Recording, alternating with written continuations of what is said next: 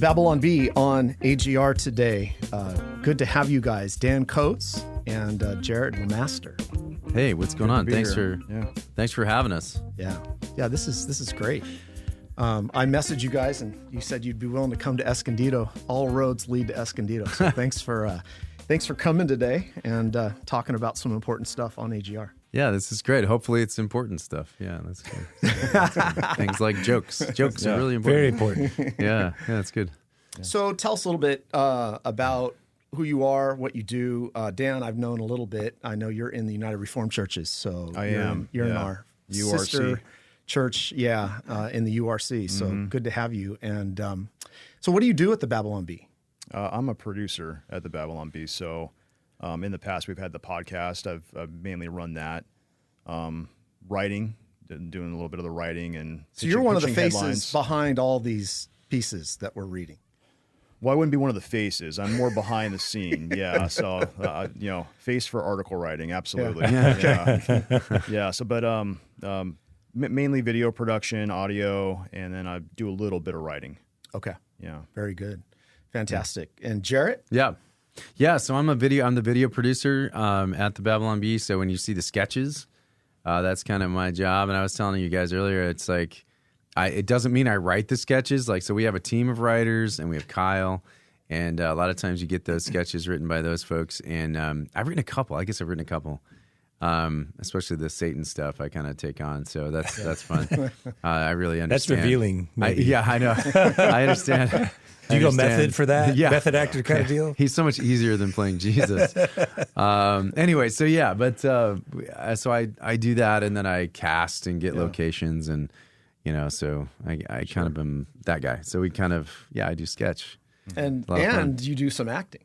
So yes, I do. You're in some, what's some of the movies you've been in? So I think if you follow, I've been in, just recently I was in Homestead. Yeah. Which was last Christmas. It came out. It really got released in the theaters and did pretty well. It got like $21 million, which I think that's a big deal for a $6 million movie. It's a big deal. That's Angel Studios. Studios, yeah. We're working with the Mormons, man. Like, actually, everybody on Homestead is Christian, I think, on the hierarchy. But then the Harmons are the distribution platform, Angel, and I think they actually did fund the television series, which is going to be coming out soon, and we're going to start shooting. I'm going to actually get to be in that too. So okay, it's going to be really cool. Breaking news. Yeah. Breaking news. Well, yeah. See, my character Rick, who was in the film, does have a little bit longer of a lifespan. Like we'll find out. It's the apocalypse. You don't know who's going to die. So now, do they have caffeine on the set if Angel Studios is running things like the Mormons? Strangely enough, they do. Okay. Didn't they change that recently? I don't know. They're it's hard to keep up. Had a new Somebody revelation. got a prophecy. Yeah. I have a prophecy. New tablet. It's so weird. Yeah. I watched The Last Rodeo. This is like. Did you? What did you think of that? I didn't see it. It was okay. Okay. Like I because it was really hyped up online. Yeah. And I think they're like trying to present themselves as an alternative to a lot of the corruption out of Hollywood. That's how I'm seeing it. So it was done well. It just didn't quite have the edge yet. Yeah, it seems to be like they're developing. But anyway. I think you're right, and I didn't see that one yet. It's Neil though, Neil McDonough, and he was in Homestead. Yeah. And I've done 2 movies with Neil. And he's a really, really sweet guy, Catholic guy. Yeah, he seems like a good guy. Like a dedicated Catholic. Yeah, he won't kiss anybody but his wife, right? I love that about him. Like he's such a good dude. And anyway, but yeah, the Last Rodeo is it looked like I watched the trailer. I was like, dang, that looks great. Yeah. But we'll see if it goes. And I think you're right about Angel being sort of an alternative. Yeah. They are trying to create enough material for people to actually be entertained. They also have VidAngel, so if you're going to watch something terrible like Game of Thrones, you should do it with VidAngel, and you can stream it through that, and it works. So it's actually pretty nice for us the Christians model, too. I think that is the model of we're always complaining about culture and how movies are terrible, TV's terrible. I can't take my kids to anything. Right. But you have a small budget, make these things that make 4 times or whatever. Like you make a $5 million movie instead of a $100 million movie. Yeah. You can pump out 20 of those instead of the one big blockbuster that goes gangbusters, Totally. Well, I think creating content has been the issue for Christians we often create infrastructure, but we don't create content. And one of the great things about this is that Mormons built this infrastructure and distribution channel and streaming platform. And we're like, can we use your streaming platform? And they're like, sure. Like, come on over, guys. And we're actually having, I think this has been a really interesting, if you look at it sort of on the like just the God's eye view, the conversation between Mormons and Christians is starting to be a little bit easier. Mm-hmm. And that wasn't always the case. The Mormons have always been sort of been hermetically sealed. And I think I've been having such good conversations with Mormons as a Christian. And so God's allowing that bridge to be built, maybe through the media, which is kind of interesting. Well, and that could possibly kind of lead to some real change, hopefully. Yeah, I think it's interesting. Yeah, when they come to the door now, their tactics are quite a bit different than before. Yeah, I wonder. They haven't been at my door for so long. Yeah, well, you're blackballed, probably. I probably am. Yeah, because it was always a red letter day when they'd come. I'd be like, yes, come on in. Yeah, like, let's talk. They're like, have you read the JWs too? It's like, I'll be like, oh, do you read the Word of God? I'm like, you mean this one? Like this one here that I was just reading? Where do you want to talk? What do you want to talk about? Right. So they're like, let's never go there again. Yeah, that's good. Exactly right. Yeah. So, I guess first question sort of to, think about your work at the Babylon Bee. Dan and I were commenting before, like, there's a lot to talk about with this, but we're really thankful for your boldness and like your courage in what you guys do. We'll get into some of the satire stuff and, how far to take that and all that. But just on an initial, like, you guys kind of stood up in unique ways when I think many Christians haven't. So in this unique forum and opportunity God's given you. Mm-hmm. Yeah. Dan was there before me, so he can probably comment on like the tumult in 2020 and stuff. Like you probably I came a little later. Yeah, I mean, it wasn't me, but just the leadership of the Babylon Bee was very much like, we're gonna speak the truth. We're not gonna back down. Especially with the trans women issue, it's like we're not gonna bow to that in our culture. Right. And at the time, it was a little weird because we were the underdog. It was Twitter and Facebook and all these big social media companies, which are really they were our lifeblood. Yeah, it's pre-Elon. Like we need to have access to these people's screens so they can see our stuff, and this is how we do it through these social media platforms. And they, shadow banning's a thing, and well, take us through. We literally got banned on Twitter. Yeah, for not apologizing and backing down. So you guys are both there, 2022. Yeah, I was there too. Yeah, walk us through that. Like, what was that like at the height of wokeness?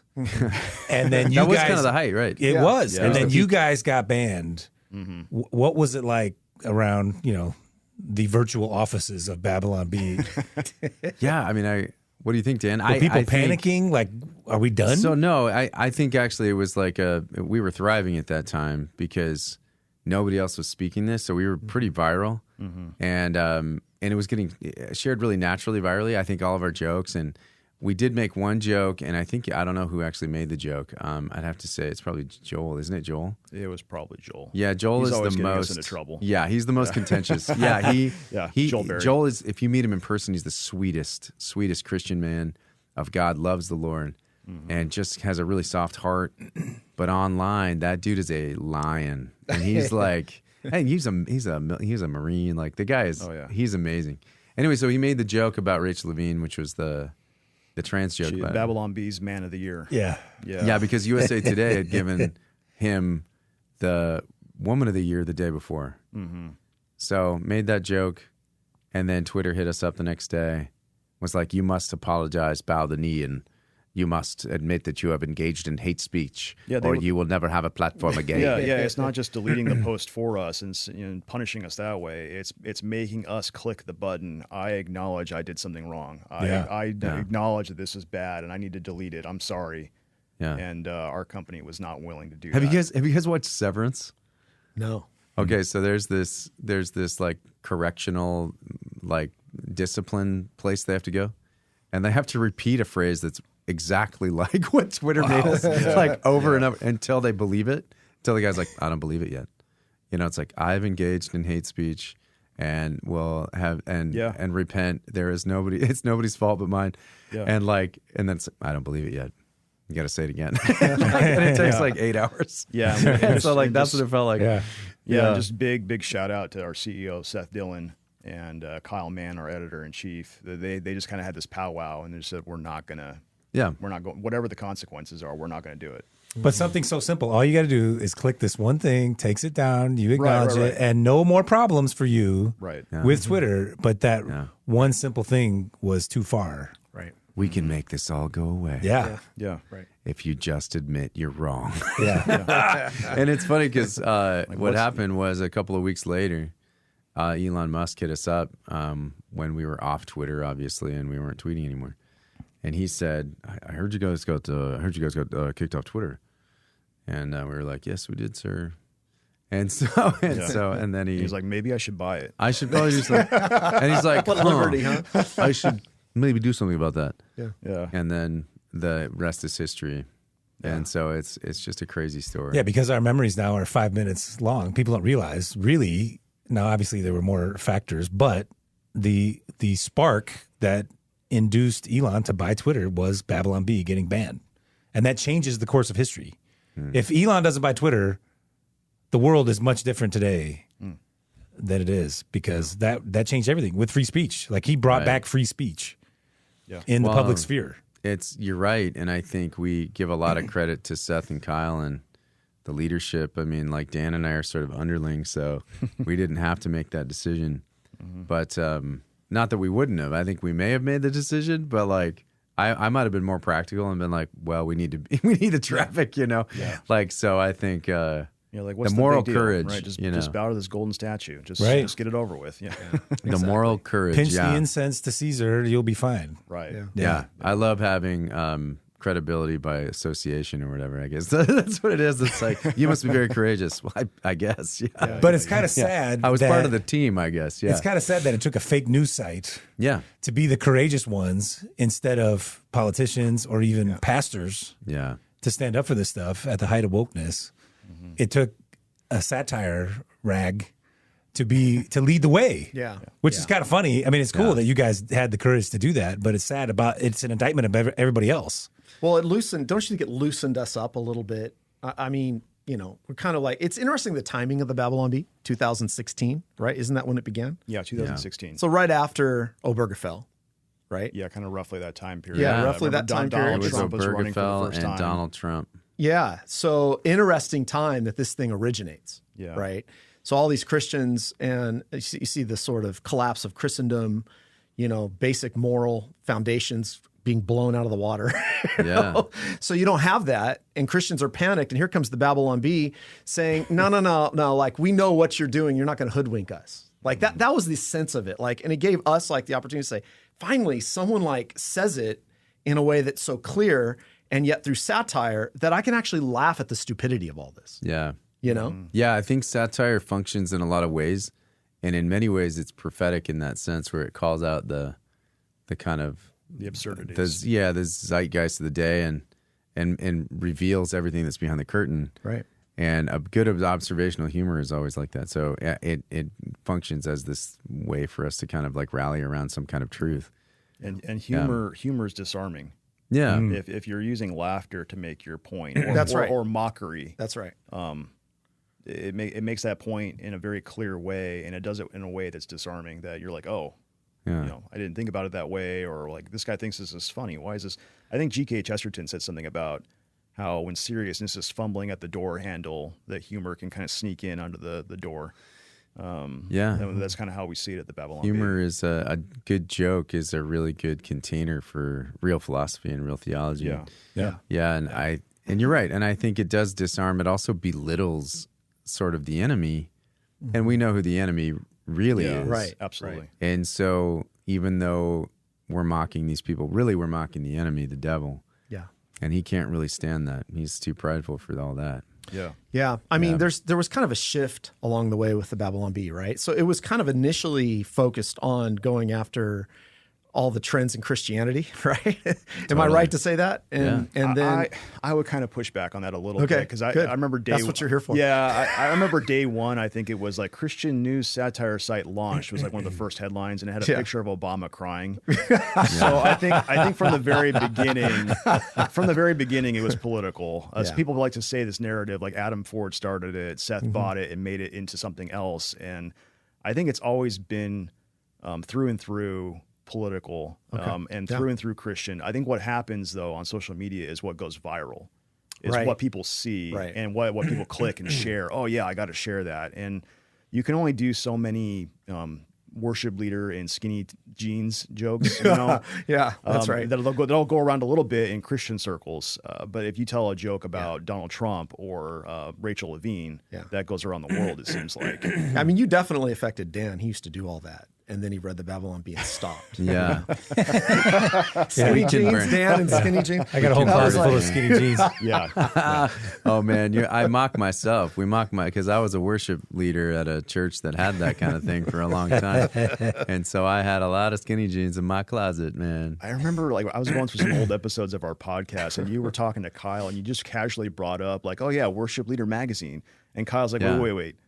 Hold up. You have Worship Leader magazine?" Yes. Your mom threw away your best Worship Leader mag. Dun, dun, dun, dun. Let's just dwell on that for a second. Yeah. Do you guys remember the like Sunday's Coming video? Did you ever see that?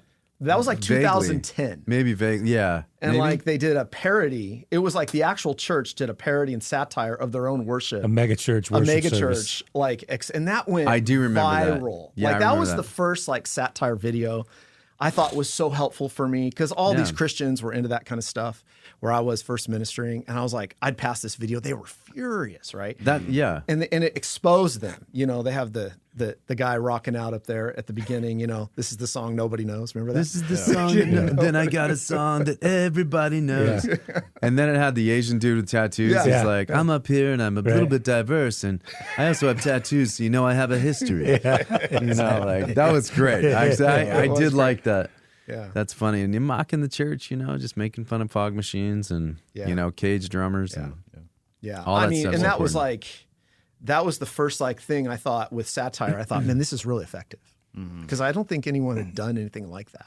Well, unless some pietists think that we're being wicked in praising satire, there is a biblical case for it. From Isaiah 44, the folly of idolatry, speaking of the ironsmith who fashions. He's the first description. He's talking about getting the wood together, growing the cedar. The rain nourishes it. Then it becomes fuel for man. This is verse 15, Isaiah 44. He takes a part of it and warms himself. He makes it an idol and falls down before it. Half of it he burns in the fire. Over the half he eats meat. He roasts it and is satisfied. Also he warms himself and says, "Aha, I am warm. I have seen the fire." And the rest of it he makes into a god, his idol, and falls down to it and worships it. Yeah. He prays to it and says, "Deliver me, for you are my God." So here we have biblical it's mocking. satire. He's mocking the enemy for his foolishness of idolatry. Well, and Elijah up on the mountain. Where's your man. God? Is he going to the bathroom? What's he doing? Sleeping. taking it down. Just absolute mockery. Yeah. Yeah, we talk mockery. about Elijah quite a bit, actually. And that's in Jesus too. I mean, Right. when he talks to the Pharisees, he's using satire when he talks about the blind leading the blind. And they're like, "What? That's the craziest thing." The blind leading the blind. Like the people that watched that heard it for the first time, they're like, "That is so funny." Like, how did he come up with that? You know, Jesus, how do you come up with your jokes? That's what people always ask us. They're like, how do you come up with your jokes? You know? And I do want to, so the blind leading the blind or the whitewashed tombs or. Yeah, so Jesus used that form of communication. So it's free for us as Christians to use it too. Yeah. Like we can use it. It's a form of communication that's available. Do you guys get pushback on how far you go? Oh, all the time. Yeah, absolutely. How do you handle that? Usually we say like, if it's like, this isn't funny, and we'll say like, well, your mom's not funny. That's kind of... That's one way your you face handle that. is not funny. I think that's, I love doing that, actually. That's my main. I think part of it is... yeah, part of it is like some people have different lines, and that's okay. I think we have our own compass, and we have our own lines that we won't cross, like making fun of somebody's like personal appearance or something like that, where it's like making fun of the person. Yeah, what are those lines? That's helpful. Yeah. Like that's the person. We're not attacking the person. We're attacking the bad idea. Right. Yeah. Really now, important. have we always held to that? There's probably times where we slipped over the line a couple of times, but we try to stick to these rules where it's about bad ideas. It's not about the individual people. That's just one example. But sometimes people represent bad ideas, like Rachel Levine. So he's cannon fodder because he is the face and the embodiment of an idea, and he's been elevated into a position of power. Yeah. So then we go after him. It's not really personal. It's because he represents. He's a symbol. He's a symbol. That's Right. AOC That's a very good thing is to a bring up. symbol of the mindless left. Like, so we go after her because she's this bartender pretending to be a politician, and she's an idiot. And I shouldn't have said that. No, but it's a good joke because it represents like their whole. Yeah. Yeah. They're archetypes philosophy. of Yeah, bad that's- ideas. So it's really not about AOC. In fact, if she was in the room, we'd probably like her, we'd probably hang out with her. Yeah. You know, but Ask her to make us a drink. yeah. Can you? That's right. Yeah. How's your Be old useful. fashioned? Make a dry martini. Yeah. Yeah. Yeah, so Well, there are lines, Yeah. and I think we just we have our own compass. You know, we think that we're following what God tells us to do. Babylon Bee is a Christian company. I don't. People say it's a ministry. I don't think it's that. I wouldn't go that far, but I would say it's run by Christians. It's like doesn't Martin Luther has something about if you're a shoemaker, be a good Yeah. one. Right. It's like Yeah. we're satire makers. make We're a good boot. trying to be good ones, and we do believe in Christ and the Bible at the Babylon Bee. So that's what we're trying to do. God smiles when a man changes a diaper. Yeah. So The man does not. That's what Luther said that. Luther said that. Yeah. Yeah. Anyway. Yeah, I mean, there's an intersection. You know, you guys are doing cultural, political, engagement. Yeah. So there's an intersection. I mean, you can't just leave your Christianity at the church door. There's an engagement, and there's an intersection as you go out into the world and try to be salt and light. But also, what you believe forms how you're going to look at how the world is operating and what's going on, right? Mm-hmm. So in politics, that's going to have some kind of importance for who is a Christian, how does a Christian behave, but also like, what do we believe? And when you see these kind of lunacy going on in the culture, it has to be addressed. That's what you're doing. Yeah. It's important because I think sometimes, we felt, especially we'll get into this in a little bit, all the different shifts in Christianity, the movements that come with like Christian nationalism. You talk about on one of your previous podcasts, the woke right. You got bad approaches. Yep. You got a lot of craziness going on with the approaches. But to do this in a way, Christians have to do this is what I'm saying. Yeah. We've got to be out there doing it some way. This provides a unique way, I think, in light of the, particular craziness of the time. It's it's a large conversation. That's all it is. So like if we're having a small conversation with the two of us, and somebody says something wacky, if you don't have the moral courage to stand up and say I think that's the dumbest idea ever. Or if you're like, or even if like we talked about with Matt Fradd, we talked like saying, I don't see that, and if there's a way you would do that in person, Right. on the larger scale, this whole group of people is shouting this message and we're shouting back, you guys are hilarious. That's the dumbest thing I've ever heard, and like, that's the big conversation. So, I mean, as Christians, you're right. I think it's important for us to engage. We have to respond in the conversation. We can't just sit there and let people say dumb stuff. Yeah, and I think, to push back on those who are highly critical in the Christian camp of what you guys are doing, people sit around and watch the major news networks all day long that are full of lies and gossip. Mm-hmm. And they don't think, you're saying this is, we're fake news you can trust. It's hilarious, but at least you're honest about what you're doing. A lot who sit around and soak up CNN and Fox News, there's a lot of lies and a lot of gossip, man, that they take in without even thinking twice about it. That's true. Yeah. Well, just going back to earlier, the effectiveness of satire and humor you know, we always did this, engaging the culture as like broad evangelicalism, but it was the moral majority. Jerry Falwell just yelling at people. And how effective was that in reaching the culture? Not really. He's the one who got satired. Yeah. So this approach, to me, is much more effective than just pointing your finger in people's faces and yelling at non-Christians for acting like non-Christians. Yeah. Or Christians for acting like Right, non-Christians. exactly. Like, you know, that's true. And then and so the Babylon Bee does have this high calling of satire and being a voice for truth in a post-truth culture. But then also we'll just tell Star Wars jokes. We'll also just make fun of ourselves. Like sometimes we just tell jokes just for the sake of humor. Yeah. And I think that in itself is a valid, like just bringing levity to a very serious world. I think that in itself is just a noble thing too. Yeah. Yeah. Christians being able to laugh at themselves. Absolutely. I mean, that's just Absolutely. something. It's crucial. We can't take ourselves, take our theology seriously, as we always talk about. We can't take ourselves too seriously in some ways, 100%. and that's important in this, I think. Yeah. No, I agree. I think as Christians, we have a unique ability to be self-reflective and mock ourselves because the truth is not our truth, it's His. And so, you know, like we don't have to defend, we don't have to be offended on God's behalf. Like we can, Yes. you know, like we can be, it's like, all right, you know, like it doesn't matter. Like I'm going to tell a joke. I don't have to I can make fun of myself. Like, Yeah, we just have to be faithful. Yeah, be faithful. We don't have to Be obedient. Yeah, be obedient, be faithful in ordinary things. We don't have to change everybody's mind. And like you said, I like what you were saying. Like we don't have to be offended on God's behalf. Like he's big enough to take care of himself. Right. Yeah. It's not up to me to defend that.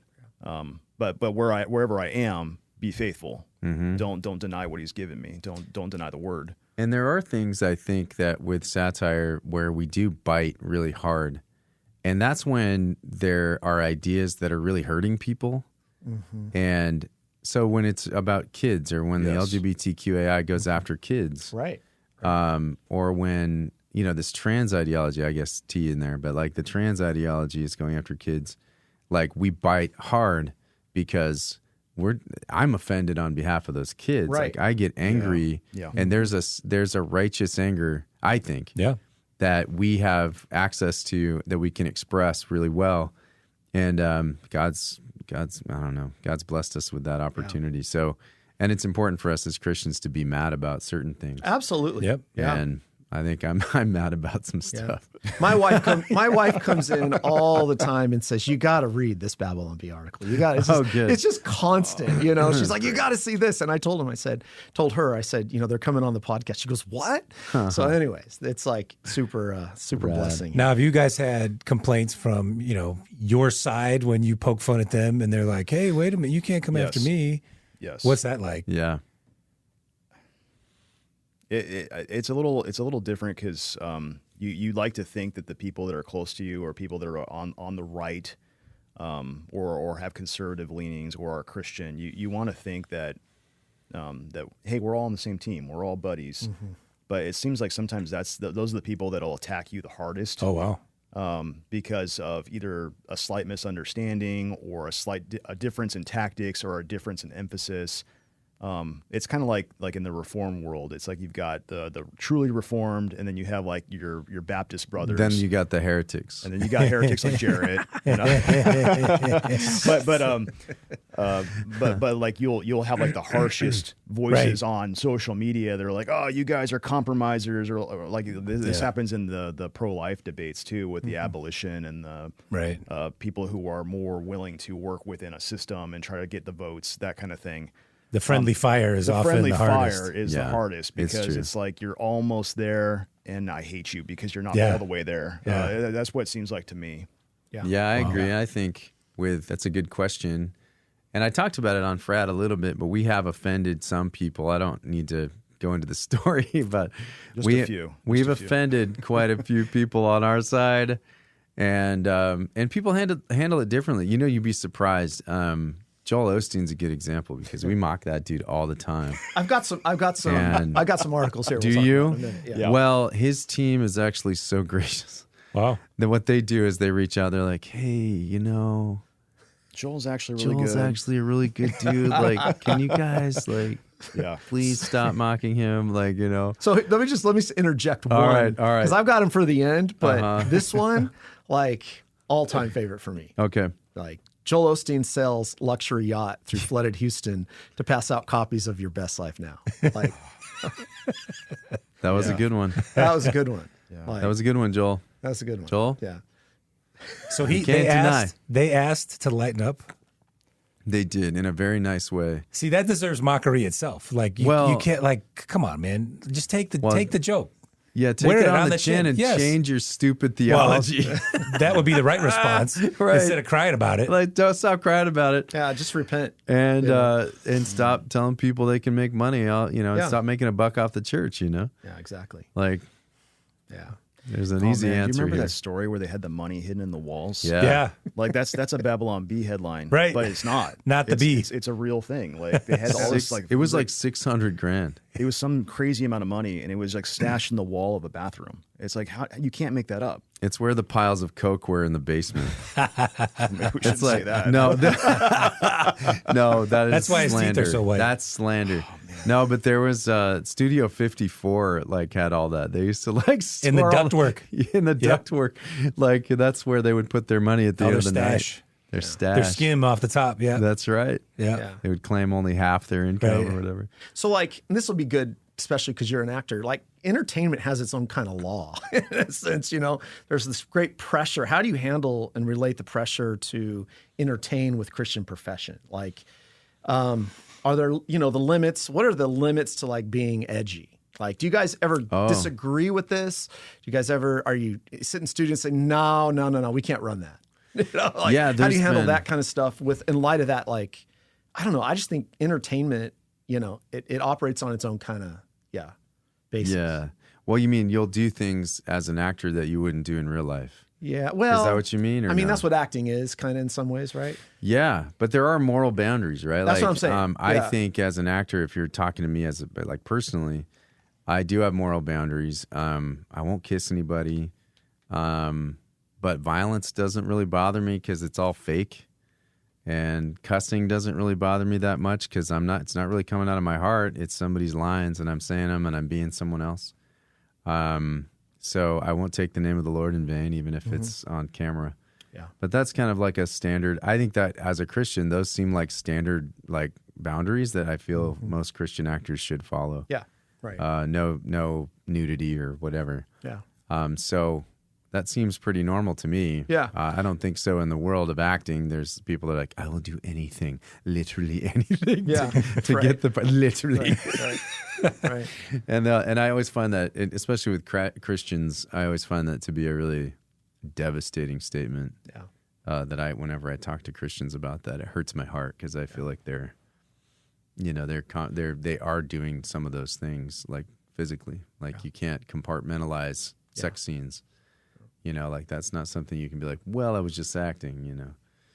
So Right. know. Yeah. No, that's a challenge. Yeah. What about at like in the work you guys do at the Bee? Do you guys, how do you handle that? Do you guys all agree on what you're doing usually? Is it, you guys have to wrestle through like We have to agree at the end of the day, especially with some of the sketch stuff that we've done. I think there's sketches that we've done where we've had like we're making fun of the trans ideology. We've had what would you call it, drag, where people where, dress in drag. where an actor has dressed as a woman.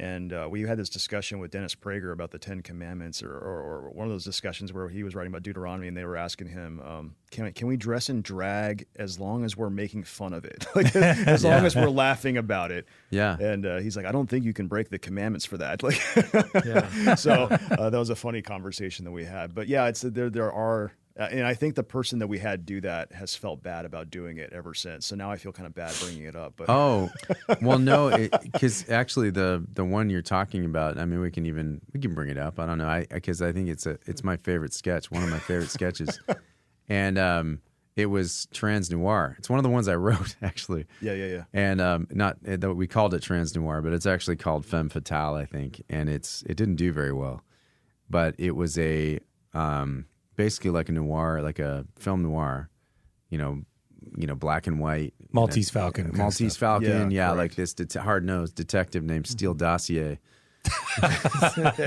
which is the best name ever for a detective. And I wrote it with Adam, and Adam played the other guy and with the other girl. And it was basically this guy trying to decide if the dame that walked into his office was a dame or not. He's like, she walked into the office, and it's like there's all this voiceover. It may be one of my favorite ones we've ever done. But yeah, Adam was always like, I never want anyone to see this, because he the head of dress. He was smoking with like a long extender, Yeah. Like it was so funny. And I had to dress in when we did the one about the FBI, which I probably shouldn't bring up because I don't want anyone to see it, but. We did this one where the FBI raids Melania's closet, and basically they just are coming out with all this like really nice, all these nice clothes. They're like wearing it, and like they're all wearing it. All these dudes are wearing Melania's clothes. Like when they're going, hey, what are you doing in Melania's closet? Oh yeah, we had to make sure there wasn't any documents, and they're like dressed like they got the nice glasses and a dress on and stuff. Yeah. It's a funny idea, but like when you dress like that, you're like, oh, I hope nobody ever sees this. This is terrible. Yeah. For some reason, it felt wrong afterwards. Yeah. So I think maybe we the crossed biggest the boundary thing, there. the biggest thing that we have conversations about when it comes to like the editors of what articles to publish in a given day is kind of like how hard to punch something or how, like you were saying with like the trans ideology, we'll go really hard. But on some of the other issues, I think some of the tendency of some of the writers is I want to go hard on that too. And you're like, well, no. Let's just, Yeah, let's do a playful joke instead, or we can point it out in a more playful way as opposed to it seems like having the teeth on it. That's where Kyle comes in. Yeah. So he's sort of the barometer for this particular thing. So when there's a bunch of jokes that are out there and you get this, that's the reason why the Bee's voice is the way it is. It's Kyle. It's Kyle because he's able to kind of draw this distinction between being mean and being satirical and funny. And I feel like not many people can do that. That's a really hard line. Yeah. And It is a hard line. And you see it online. You see people writing these jokes or putting these things out, and it's just mean. Yeah. It's really mean, crass, on or the nose. It's on the nose. It's got to make the and point really hard every time. It's not whimsical at all. Yeah. Yeah. So it's not actually good comedy. It's just mean. Yeah. Now, are you guys afraid, as it seems the culture is shifting with Trump? People are predicting the end of wokeness and stuff. Are you guys worried? If you're not the underdog anymore, can you still have satire? What's it like to be from? Have you thought about if we're in this position? Yeah. How are we going to adapt? Yeah, it is a different environment now. We had a lot of stuff go really, really big, really viral, sharing everywhere like crazy because of the culture that we were in under Biden. Under like the administration is imposing this stuff on the American people, and we have to put up with it, or we're going to resist. So we kind of became part of that resistance movement for sure. And I think people are more attuned to politics when they're having the thumb of government put on them, right? Especially with all the trans stuff in schools and the LGBTQ stuff. People feel it on a daily basis. I have to deal with this in my daily life, and I'm going to be really attuned to the news. I'm going to be really attuned to politics, what bills are going on right now. Why are these crazy politicians saying these things? So you get more clicks and you get more views on your videos because it's tapping into that. They're thinking about that exact thing right now, and the video pops up. I'm going to watch that. And if it's humor especially, it's going to bring some levity to that situation. Now you're right, with Trump getting elected, Republicans seeming to have this big majority, that doesn't seem as pressing anymore. Yeah, there's no need for that pressure release. Yeah. I don't need to laugh about it because my side's winning right now. Right. Well, you're not seeing something in the news every day that is causing your heart to sink and think that maybe this is it. Yeah. And so now it feels like, well, things are actually... they're not doing too bad. Like, the big, beautiful bill's weird. I don't know what to think about it. But it's not like I'm going, what does the Bee think about this? Because I got to laugh a little bit about this. So you guys aren't doing gallows humor it's anymore. not gallows. It's not foxhole humor anymore. Right. But this is what I like. I mean, you're willing to, like you said on another podcast, shift the cannons, right? Yeah. And that's important to what you're doing, I think, to be able to hit the other side. Well, and identify the heroes. Like, it's weird, too, because... a guy, sometimes Trump's a hero and sometimes he's a villain. in our satirical world, and so we can go after them sometimes. And then you kind of see people that stand up to even what Trump's doing and some of the things when Trump starts to lean into sort of the I don't know, collectivist mindset or whatever he's trying to do, or like something immoral, we can make fun of him, and somebody else stands up, we can be like, hey, Thomas Massey is a super cool dude. You guys should check him out. So we'll end up highlighting these other guys that are doing good work and just being more critical of our own side. And I mean, as the sort of, I mean, everything sort of hits an extreme today. Like we're bouncing back and forth. So, you know, in about 4 years, you guys, this thing may come back in ways that surprise us the other way. And you're going to have to shift the cannon again. It does seem like the pendulum shifts harder each time it swings. Yeah. And so, so we might be back in the foxhole. Yeah. And that's okay. Like, we just got to, that's the job, you know? It is weird, like how you mentioned a minute ago, that one didn't do well. Yeah. Like, it's all in the moment. Like, you're probably surprised all the time. It's like articles. I think I've written a great article. Like, it doesn't get any attention. I could write a terrible article, and all of a sudden, right in the moment, that thing strikes, and it just hit a nerve somehow, and it takes off. How many times you walked out of the pulpit like that was a dud? Yeah. People are just, you know, it's the same thing. Blessed by it. Yeah. Yeah, you're not a good judge of your own content. Nobody's a good judge of their own creative, contribution. Yeah. I feel like even as an actor, you're like, I don't know when I did well. I mean, sometimes I did well, and I felt like I was watching myself the whole time. Right. And so... Yeah, and some of us on the video side of the Babylon Bee, the only feedback that we really get is a YouTube comment, and we all know that that's the place you go if you want to be... edified by what people are saying out there. So I mean, but I know Kyle and Seth, they're able to travel around and go to different conferences and stuff, and I think they see our fans in person. Yeah, that's a whole different thing. But like when you put a lot of work into a video and you see the comments, you're just like, oh, okay, maybe I should not make videos anymore. Well, that's when I find comfort in doing what I watched Brandon do, and it's writing back and being like, this one wasn't funny. It's like, well, we tried to get your mom to write it funnier, but she just couldn't. She couldn't produce the goods. I'm sorry. Bring it up with your mom. Talk to her. Yeah.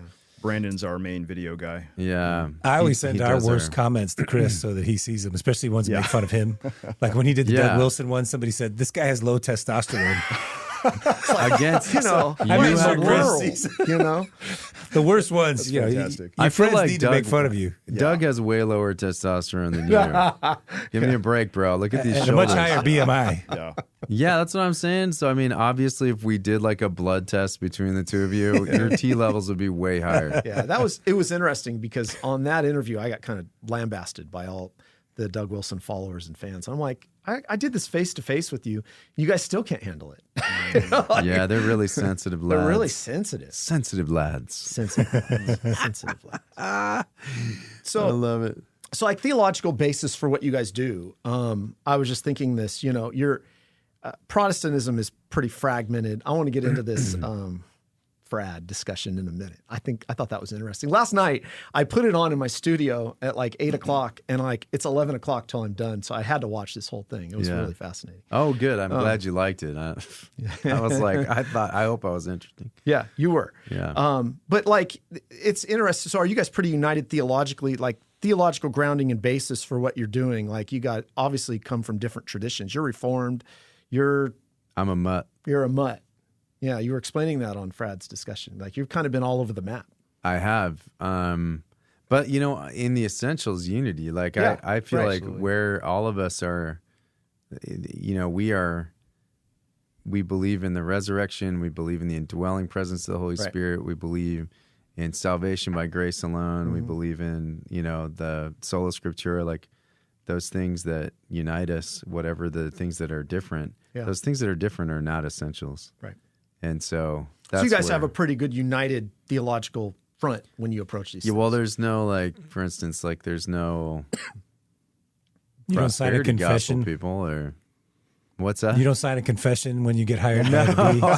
Statement of faith. Yeah, you must have it. Yeah. To some degree, I mean, we do have some writers that are Mormon, and they just write political jokes and. We have I think we've got one or two Mormon writers. Catholics, maybe. I think we have one Roman Catholic writer. Right. But for the most part, I'd say we're all united in the mission of the bee. And we're all like most of us are Protestant evangelicals. Yeah, I would say to some degree. vast majority. Yeah, I would say that would be like 98%, or more if we're 92%. Yeah.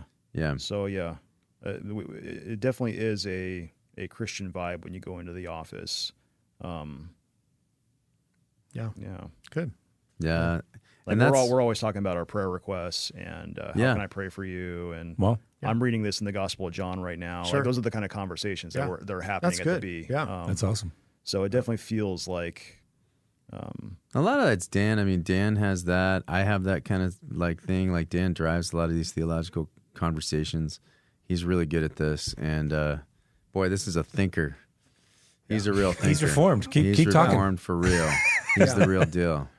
Yeah. So I mean, there's such an awesome. apologetic nature to what you guys are doing. Yeah. Well, we're doing philosophy. Yeah. So we have to kind of like have a united idea. Yeah. I would say that everybody at the Bee has that spirit of truth seeking, where like you can kind of tell the spirit of a person, where it's we want to pursue truth wherever that leads us, and I think we're all on different parts of that journey, and then we're in a culture where we need to seek the truth and speak it.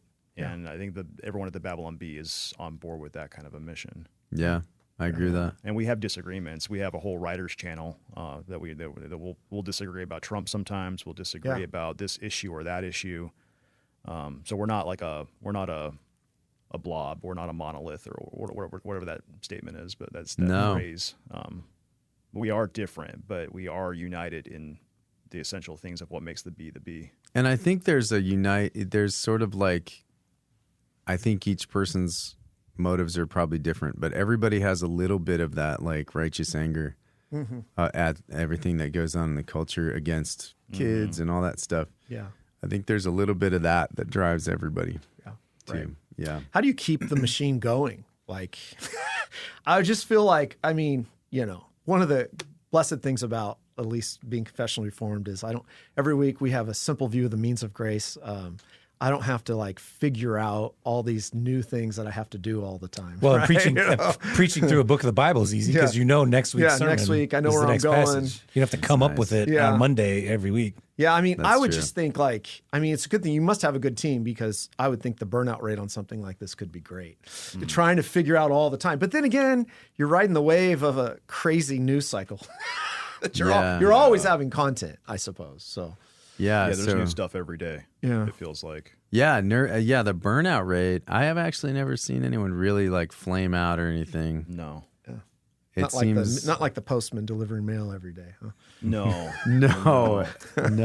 To be honest, we have really cool jobs. We have a really cool place to work. It's awesome. All of our coworkers are amazing. Yeah.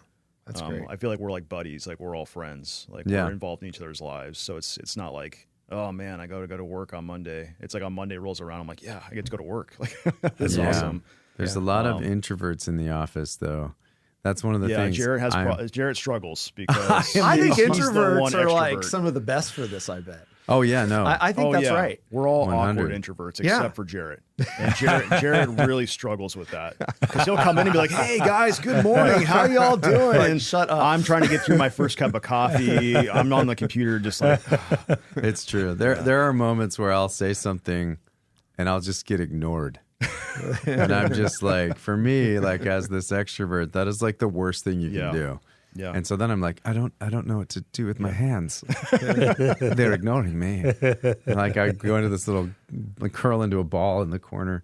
Yeah. Yeah.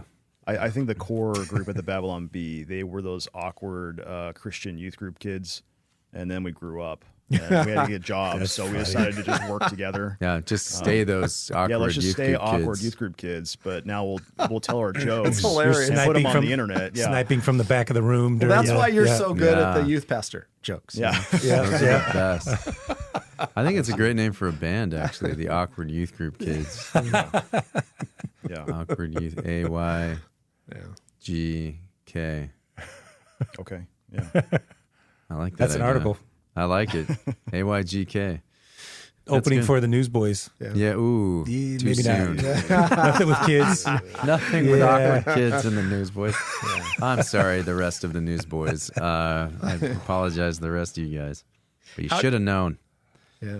How do you guys gauge the effect of the bee? Is it doing what you want it to do? You feel good about that? And what do you exactly want it to do? That kind of thing. That's a good question. Sometimes it feels like our influence is just crazy outsized compared to what we are. We're just like this small little group of awkward Christian youth group kids. And it's like now we're on Fox News. Now Trump is tweeting it just at blew us. up. Leading the news cycle. Yeah. Elon Musk is retweeting an article that I wrote. And it's like, well, what is going on right now? Like the most powerful, richest person on earth is talking about us. Yeah. So in a sense, we're doing phenomenally well because it's like this doesn't make sense. Like, how is Elon Musk talking about this? Yeah, I do think we have aspirations too. I would love. I can speak for myself. I know that we do as a group have aspirations to grow and to scale and to do movies and that kind of stuff. So that's actually where my heart is. I really want to see us do narrative feature films and comedies that are cultural moments that can really make an impact and last for a long time. Or, like we can keep doing there's just other things that we could be doing too. Yeah, there's more. Instead of just these sketches, just these articles, there's a heck of a lot more we could do. And so for me, yes, I'm excited about our reach, but I think we should be doing more stuff, partnering with more people. Sure. Yeah. I want to anyway. That's the hope. Yeah. Yeah. You guys were doing some podcasting. You guys are you taking a break from that? It's a good question. Yeah, I think we've kind of stepped away from the podcasting. Okay. I think it was doing great. Yeah, I do too. In terms of numbers, I don't know what podcasting numbers are nowadays. I mean, you have like the Joe Rogan, who's like the top one, and then like further down the list, you've got everybody else, and then there's like the 98% of people there. And I feel like our numbers, like between YouTube, Rumble, and our audio podcast downloads, I thought the numbers were great. It just wasn't Joe Rogan numbers. So I think that the company kind of decided we need to switch over to focus on other things. Sure. So that's kind of where we're at with that. But in retrospect, I can kind of understand why, because I was just like bringing on people. You brought on Scott Clark. Yeah, I was just bringing on people that I want to talk to. It's like you're going to give me a podcast. I'm going to run it, and I'm going to be like, oh, I want to talk to that guy. So in hindsight, maybe that's why. But yeah, we talked to Scott Clark. We had the Theocast guys on. Yeah. And then Doug Wilson. We've had Doug Wilson. So how did that happen? So Clark gets on, and then you guys like the feud, and then the feud was happening at the time. And then had Doug wrote in and asked to come on? I'm trying to remember. Yeah, I think that's kind of how it went. Okay. I think we've had contact with the Doug Wilson people for a few years now. Okay. But I think once we had Scott Clark on, it was kind of like, okay, now you guys got to talk to me. That was a great. I enjoyed that discussion. That was hilarious. I think we're willing to talk to most anybody. Yeah. Anyway, you were on this Pints with Aquinas. Yes. Right. That was frustrating. Was it for you? Not for not anything you did. I just felt like, is it Matt Fradd? Matt Fradd. Yeah, Matt Fradd. It's amazing. He's got quite a big following among the Catholics, but he does. He just seemed like he wanted to convert you. Well, I mean, in his defense, I told him to. I remember. Because I was like, I mean, we're friends, and so I was like, share with me, I'll share with you, and that's kind of my philosophy was going in. I didn't expect him to actually convert me. I just really wanted to kind of have the discussion in a friendly way, because I'm interested in the difference between Protestantism and Catholicism, and he's sort of a big face, so it was interesting for me. I don't know if he ever. I don't know how much I don't listen to him very often, so I don't either. I don't know how much he talks about that stuff.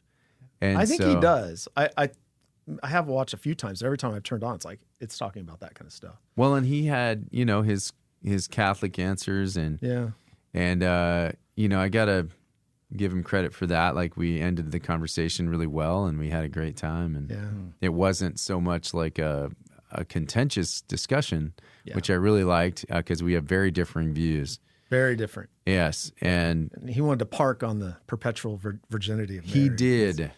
Well, and the crazy thing is, I have better answers now than I did then. And because he was like perpetual virginity, I'm like, but why? Yeah. He's like, that's the wrong question. I'm like, but why? Why does she need to be a virgin? Yeah. It's not a sin to have sex within the context of marriage. Why would it be a Because problem? of the idolatry of the whole thing. And why does she have to be sinless? And like, why does she have to? He's like, but isn't it just great that she is? And I'm like, no.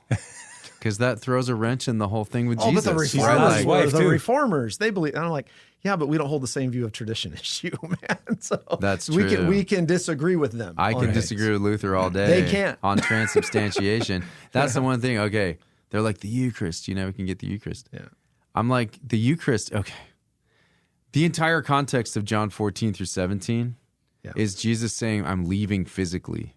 Yeah, I'm leaving physically, and I'm gonna come spiritually. Like that is better for you that I do this." And then we're focused on this whole physical presence of Jesus. Why? Yeah. We don't need it. We have the Holy Spirit. Exactly. Well, this is the problem. They have made the church the Holy Spirit. Yeah. It's exactly what they've done in everything. That's true. The church is the Spirit.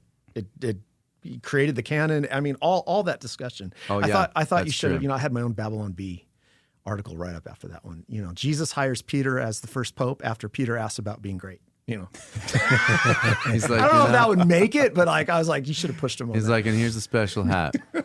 We got in big trouble with the Roman Catholics that when we told that Mary joke. Well, he wouldn't let me get to that joke, by the way. He wouldn't let you tell it. I brought it up. But it's like the greatest joke ever. And it's so he lighthearted. It's so funny. It touched a nerve, though. Tell the joke. It's great. It's the headline. The setup is the picture is Joseph, and he's got a very confused look on his face. He looks like this. This is his look. He's like, yeah. And it's like, I forget the exact wording of the headline, but it's like Joseph asks Mary on wedding night, "You're going to be a perpetual what?" Yeah. I think that was the. And it's such a. It's not even denying what they believe. It's just making fun of it. If it was true, right? Assuming it's true. Yeah. That's a very odd situation. She's a lousy wife. It's an odd situation for a man. Yeah, we're going to get married. Who needed to be married. Yeah, we're going to get married and we're going to do... okay. She was a lousy... I mean, gosh, they'd be so mad to say anything negative about Mary, but she was a lousy wife. Great mom, If that's lousy the wife. case. Well, Terrible mom. And not just that, like... Overbearing. Watching Matt afterwards, he was like, I haven't decided yet if I should be offended here. Like, nah, maybe not. No, but he knew others were. Like, I guess it caused some outrage, huh? Yeah, it's true. Yeah, we got a lot true. of pushback. That's what we were talking about earlier about like the people that are kind of close to you, either culturally or politically, but then you differ on that one little thing, and it's like, I hate you now. Especially somebody's mama. Like, yeah, that was Mary's the one of those mama of every articles Catholic. that all the Catholics are like, I'm unsubscribing from the b'Babylonbee. They're trash. They're out of my follow list. And it's like, okay, I thought it was just a joke about the situation. It's not, even if it's true, like, so that was one of those things where I think that Satire pointed out something that was a nerve. Yeah. Obviously an idol. Yeah. Yeah. And Yeah. I think obviously absolutely. an idol. When people get upset about something, it's an idol. Yeah.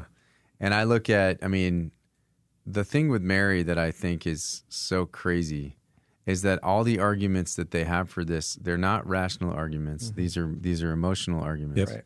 And you get somebody that says something like, well, don't you want to know someone's mother? And I'm like, I actually don't. Like, I like people. I don't necessarily want to know their moms. Like, I would like to meet their moms, but it's not something where this is how families should work. Mothers come in everywhere you go and take over your life. And, I forgot to bring my mom to this podcast today. That's, and Mom, I would love to have you here, by the way, Mom. I'm just saying. Yeah. But it's one of those things. You'll notice I'm like, actually, I do better. We have heard your mom. Your mom is a big Abounding Grace fan. We have heard that. So she's probably listening. She will be now. She will be now. It's interesting because I was preaching on, I can't remember what text in Matthew, but Jesus, I think it's 12 or something. I don't know. Jesus is, he's just gone after the Pharisees for blasphemy, accusing them of blasphemy against the Spirit. And it says that his family's outside thinking he's crazy. Yeah. Like, that includes Mom. Yeah, Mom was out there. Mom's they there. tried to get him arrested. So for he being wanted crazy. to make it sound like Mary never did anything wrong in this life. And on that pod, I was like, man, even the Mary prays, he rebuked those who did it. Blessed, blessed are those, So That's right. It's just I brought that up with him. Yeah. And he didn't have a good answer. No, because they don't on those things. Yeah, it's Mary. like he actually didn't treat Mary with veneration when he said she wasn't his mom. Yeah. No, you raised it at the cross. That was Yeah, that's true. Yeah. Yeah. My mother and brothers are people who do the will of God. Yeah. He didn't say, "Oh no, that's my mother." Yeah. Oh, I remember. And that's the other thing. The Remember weird thing about co-redemptive work she's doing the here. the co-mediatrix is over there, not doing this thing on the cross thing. She's doing a different kind of thing. And the other thing about Mary that I think is interesting. Oh, what was it? It was something that just left my mind. You might have to cut out my brain, cut out the pause right now. But They're the best. yeah. Okay, wait. The co-mediatrix, Mary, the mother of Jesus. Oh, if this was important. Jesus is perfect. His message was perfect. You know, we believe that. We agree with that with the Catholics. If it was really important, you think Jesus would have remembered these things. Yeah. He didn't go, oh, crap, right. You guys should pray to my mom too on the way out. That's exactly right. Oh, crap. Yeah. I forgot to say, you got to talk to Stephen when he gets martyred. He didn't say that stuff. Oh, shoot. But they get around that on their view, which is what he was pressing on their view of Scripture. It's just a low view. It's a low view. You know. Or like the guy, the thief on the cross. Today, wait. In 1,000,000 years, you will be with me in heaven. Yeah. Did Jesus forget these things? Yeah. I feel like to me, that's where I get frustrated. You're safe here. Say whatever you want. I'm sorry. Yeah, I get frustrated by it, obviously. You're with Prots. Yeah, you did a good job in that interview of pointing it back and be like, that's all great. Like, you were very cordial. But at the end of the day, you're like, where did the apostles say this? Like, we have the New Testament. Right. Where did Paul or Peter or James, where is this? The sacerdotal priesthood, where is this veneration of Mary and the saints? Yeah, and even the track record of popes. You're going to put your trust in a pope? Well, I mean, how many? The history of the popes is awful. Like, even the one we have now, he's a liberal, you know? And he's a White Sox fan. Awful. Oh, that's the worst. That's a real problem for me. Yeah. No, but he has, the thing about Protestants, and I think I would say this again if I was on with Matt, and I'd say it to his face, and he might even see this. I love you, Matt. But Protestants are worried about what Jesus said to the apostles and what the apostles then said to the church. So when you start quoting the church fathers, I'm like, let's go back to the beginning. What did Jesus say to the apostles? What did the apostles say to the church? Right. And does it agree with what you're saying, what the fathers said? This is why Sola Scriptura is the foundation. It has to be. Yeah. It has to be. It's a man-made argument. That's what he said. I'm sorry, Matt. I'm making fun of your voice. I want you to do the rest of this podcast in Matt Fradd's voice. Yeah. That was pretty good. That was pretty good. You are an actor. There's so many man-made arguments. And I'm like, and that was, I think, one of the points I made was that. It's like, but there's so many more man-made arguments that are not even scriptural in the Catholic Church. Yeah. Well, Scripture and tradition is a man-made argument. For sure. So we can be Sola Scriptura. You want to, for the sake of argument, let's say it is a man-made argument, Sola Scriptura. Well, then their view of authority, Scripture and tradition, is also a man-made argument. So I'll take Scripture alone over their option. Yeah. If we're going man-made arguments. If you're going man-made arguments, at least it was written by the apostles. Right. Yeah. Yeah. We got authorship. Your best moment was speaking of the sufficiency of Christ. Yeah. You just kind of go quiet. It's not fully sufficient for them. Yeah. And they wouldn't like that I said that. But the point is when you start speaking of the active and passive obedience imputed to us, these sort of things, it puts them back on their heels. It does. Yeah. Is Christ sufficient is the question that they can't answer. Because they would say yes, but then they're like, yes, Christ is sufficient with all this other baggage. Right. And they need Jesus, they need Mary as a co-mediatrix, and they need these saints. And that's the thing about the saints too. Like, people died in the first period. They would have had prayers to Stephen in the scripture. Right. We had martyrs, James and Stephen. They would have been like, Saint James, pray for us. Saint Stephen, pray for us. You don't see that. Yeah. And they're like, admittedly, it's not in the scripture. And I'm like, done. Yeah, I just went through the Heidelberg on the Lord's Supper. A strong statement in the Heidelberg Catechism that, the Mass is nothing other than a condemnable idolatry. Like, that's Protestant doctrine. So we're not mincing words on what we believe about the idolatry that's happening in the Roman Catholic Mass. Yeah. So, Right. And when he poses the question where you guys are anti-Catholic, that's a false premise in the sense of, no, I'm not anti-you, No. right? Yeah. I'm not anti-you. That's a straw man. It's a straw man. there's a I lot am of most this. certainly anti your doctrine. Yeah, I many was ways. wondering. I'm trying to think what the context of of how he said that was, because he said, "Does it mean you're anti-Catholic?" And it was, if you oppose these views, does it mean you're anti-Catholic? And he was using it as an example for something else, I think, wasn't he? I can't remember exactly. Yeah, I can't remember. What's interesting to me is it seems like I wasn't around back in the 80s and 90s, but it seems like Catholic apologists have kind of shifted over the years, where it used to be we have these statements from Trent or these various councils, and if you disagree, you're anathema. And there's a big dividing line. And now it's like, well, let's downplay that, and it's like, well, we just have the fullness of the truth. We have the fullness of the faith. All you Protestants, you're separated brethren, but you just need to know more. You need to learn a little bit more. I feel like that's the tack that they take, like Bishop Right. Barron. And it just seems like it's totally downplaying. Like, if you disagree on these dogmas about Mary, you're anathema. And maybe they've changed the definition of what anathema means. But to me, in my mind, it's like you're saying, I'm outside the church. I'm outside salvation. I'm outside Christ. Well, Maybe I think you guys could they enlighten look me a little at bit. I don't the know. physical baptism and then the actual Eucharist as salvific. And so even if they say things like that, you guys are brothers, when they look at those things as these things you have to do in order to be saved, physical things, then you aren't able to do those things apart from the church. So even when he said that about the Eucharist, like, I was like, well, I take communion. He's like, well, it's not real communion. Yeah, that's what he said. And I was That's like, what he said. yeah, I was like, he's like, so you're not really getting the Eucharist. You're not really getting. Right. I'm sorry, Matt. I'm totally, anyway, doing this voice. I'm not mocking him. I just do that with everybody. And so anyway, but yeah, and I was like, well, don't you think Jesus is big enough to welcome me in?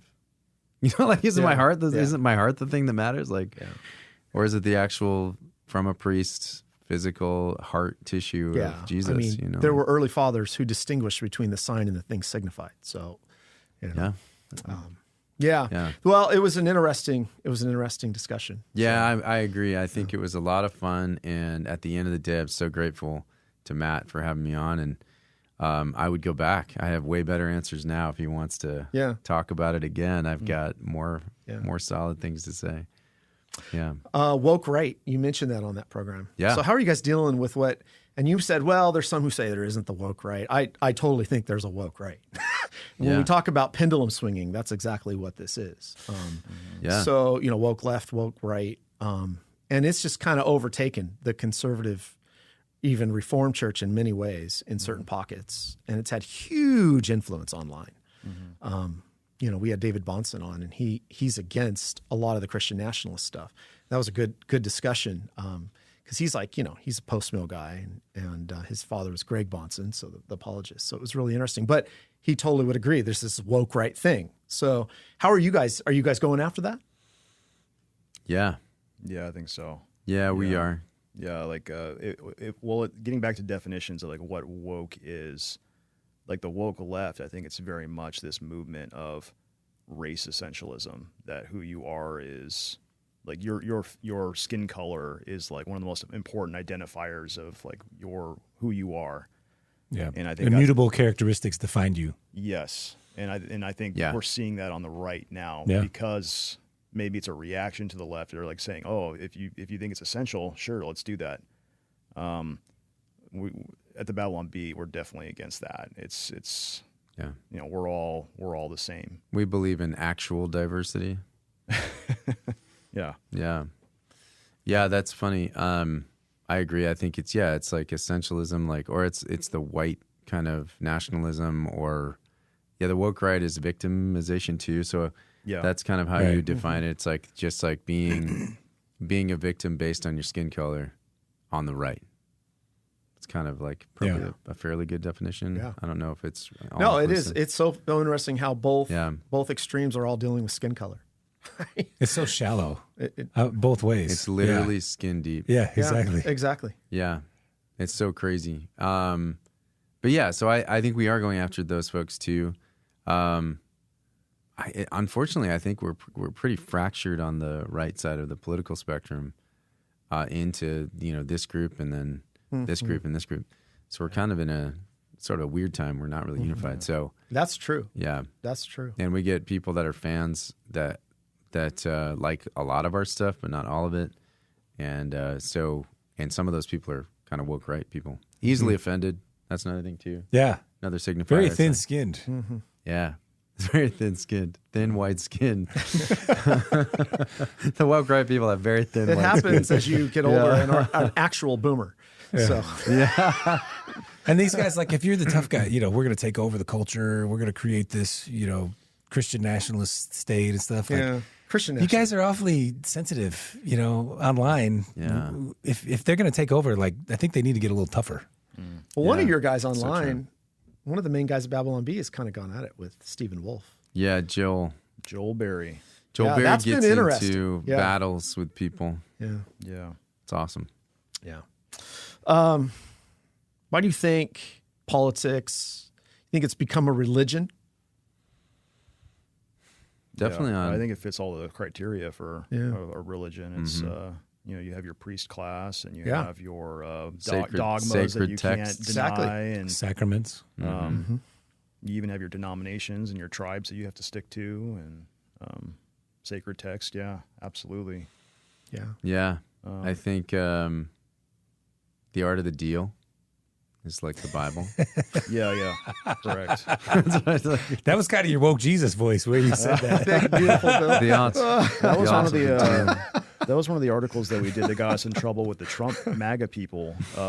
This might have been during the election or a couple years before, but we ran an article about Liberty University changing the chapel window to have a big stained glass window of Trump.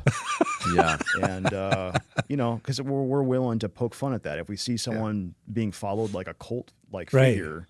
And I love Trump as much as any other Trump fan. It's like the Trump voter or whatever maybe you not call it. as much. But not as much as to the point of like making him like my cult idol. You don't genuflect before him. No. I accept Trump into my heart. I do my daily Devo in the art of the deal. The art of the deal. Yeah, when it comes to that in politics, there definitely is idolatry. There definitely is a religious fervor to these things that we poke fun of. Yeah, absolutely. And an implicit faith. Speaking of Catholics, there's an implicit faith with some of these Trump people. Like, because he does it, I just blindly believe it. It must be the right thing. Absolutely. It's kind of scary. Yeah. It is interesting. And I think it's obvious on the left, And for the left, people on the left, they point at the people on the right. They're like, it's obvious on the right. Look at how these people follow him. It's a cult of personality. And it's obvious on the left because they have their sacred texts like the Communist Manifesto. These weird people, utopianism and stuff. And so, like, I don't know. I think it's pretty, I think the human heart is an idol factory, obviously. And I think we can make religions out of pretty much anything. It's pretty easy. Yeah. American Idol can be a religion. Yeah, I just think politics is the new religion of our age. That's just everything's politicized to such a degree. That's why you guys are striking such a nerve. And I mean, like politics, you have your eschatology too. That's what I was just next. That was next on my list. Was like the eschatology is driving so much of this. Yeah. It's like your heaven and hell for if you're secular and you're really involved in politics is here. Your angels and your demons are here. You have to defeat the demons who are against you, and that's so you demonize the other side. The angels are everybody who's on your side. The world's going to end in fire unless you do something about it. So that's your end times is, you got to do something about it. And if anyone's opposing you, you have to fight them. That's kind of where we're at right now. That's where we're at in the culture. But the hard part is when that's brought into the church. Like, how in the world am I mean, if you're just facilitating the cultural divide in the church and you're getting no reprieve from that, you're not preaching the gospel, I don't even know what the church is good for. Like, like we're supposed to minister the righteousness of Christ to the people. Our job is to preach the word of God in season, out of season. Our God is to minister the word, and our responsibility is to minister the word and sacrament. And, the challenge is, and we feel this as pressure as pastors all the time. It's like, you walk into many pulpits and they have adopted this whole approach, of what's going on in the culture into the very ministry of the church, and you lose what the church is. You lose our uniqueness. Yeah. It's a challenge.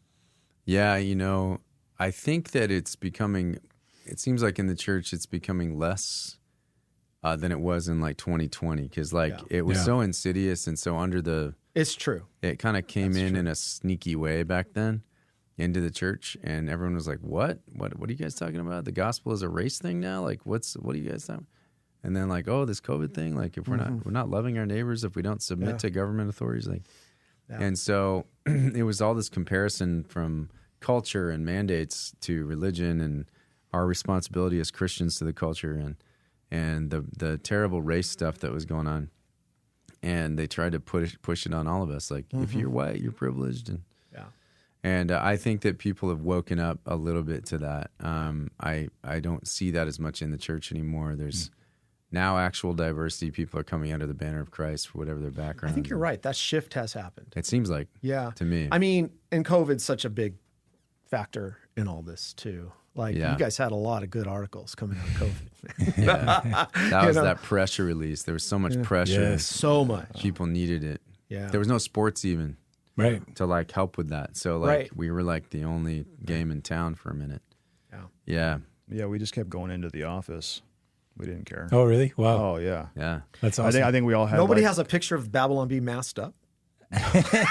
Well, there's pictures of us masked up, but probably in different sketches we've done. Yeah, making fun of it. True. We mock people with masks very much. Absolutely. Yeah. We stayed open. We were essential. We were essential. The whole time. More essential than most government organizations. But it was that's for great. sure. There was no traffic on the road. It was kind of an interesting time for that. If you were the person that decided to ignore all of it, it was like the best time ever. Yeah. Like I did, and went to the store and drove in traffic and walked around and didn't wear a mask and had a great time waving at people. And the thing about COVID that I'm still mad about, though, Very peaceful. is that when you go into a fast food place, they still don't have like all the stuff out there that they used to.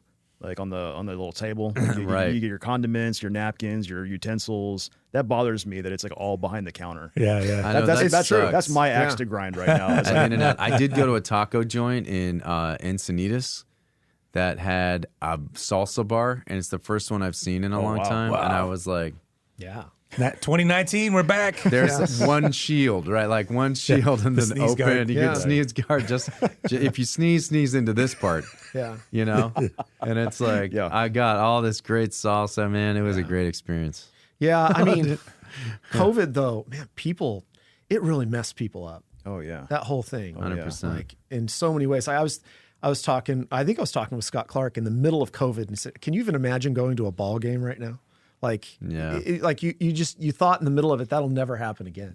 Here we are. You can go to Padres games and they're full again. But Fauci did that, right? Yeah. He was going to ball games. Yeah, terrible first pitch, too. Yeah. Embarrassing. Yeah, almost as bad as Obama. That's so funny. yeah, That's so terrible. These guys needed to learn how to throw. They wouldn't be leftists if they knew how to play baseball. That's actually true. I really think that's true. Yeah. Freaking jerks. They should have played baseball. baseball can solve. I've a actually lot. never met a Democrat baseball player. Wow. There's a headline here. Yeah. There is. There's a headline. Absolutely. That's a write up coming out of this. Yeah, for sure. The eschatology is coming back to that. It is on the shifts of eschatology. You can't really, probably are not writing many rapture pieces anymore with Kirk Cameron in it, right? You're probably moved now to like post-mill golden age stuff and saying, is this really golden age? Do you guys do any eschatology on this? I can't think of anything recently that we've done. We do tell 9 signs of the end times, or just kind of keeping it light and generic. I don't know if we've ever really gone hard on any end time view. Okay. We do make fun of the Left Behind stuff. I think we've done articles where it's like landfills around America ask you to stop dropping off your Left Behind books. You know, the Goodwill saying we have too many. Please stop.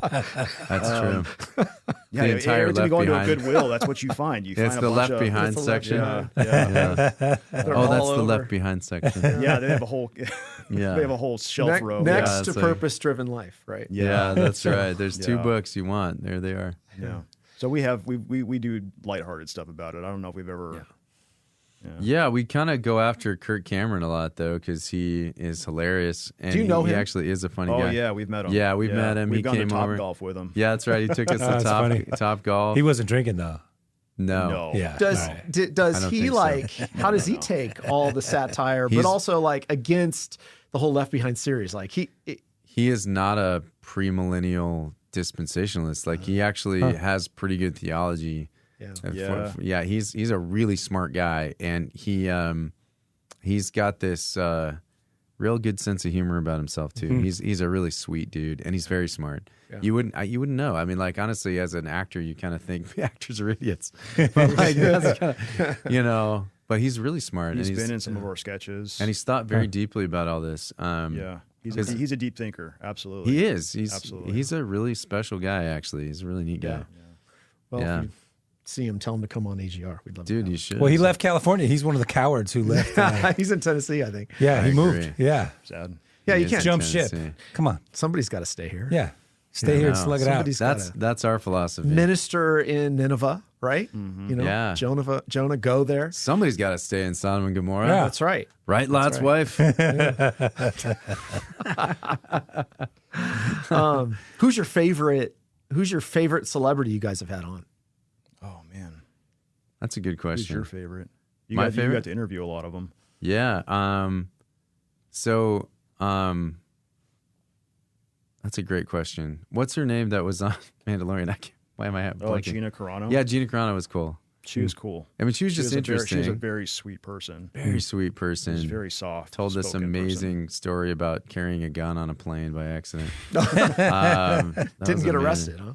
No, they actually was just like, it was Montana, so they just kind of were like, sorry, we'll hold this for you. Probably happens all like, the no time big up deal. there.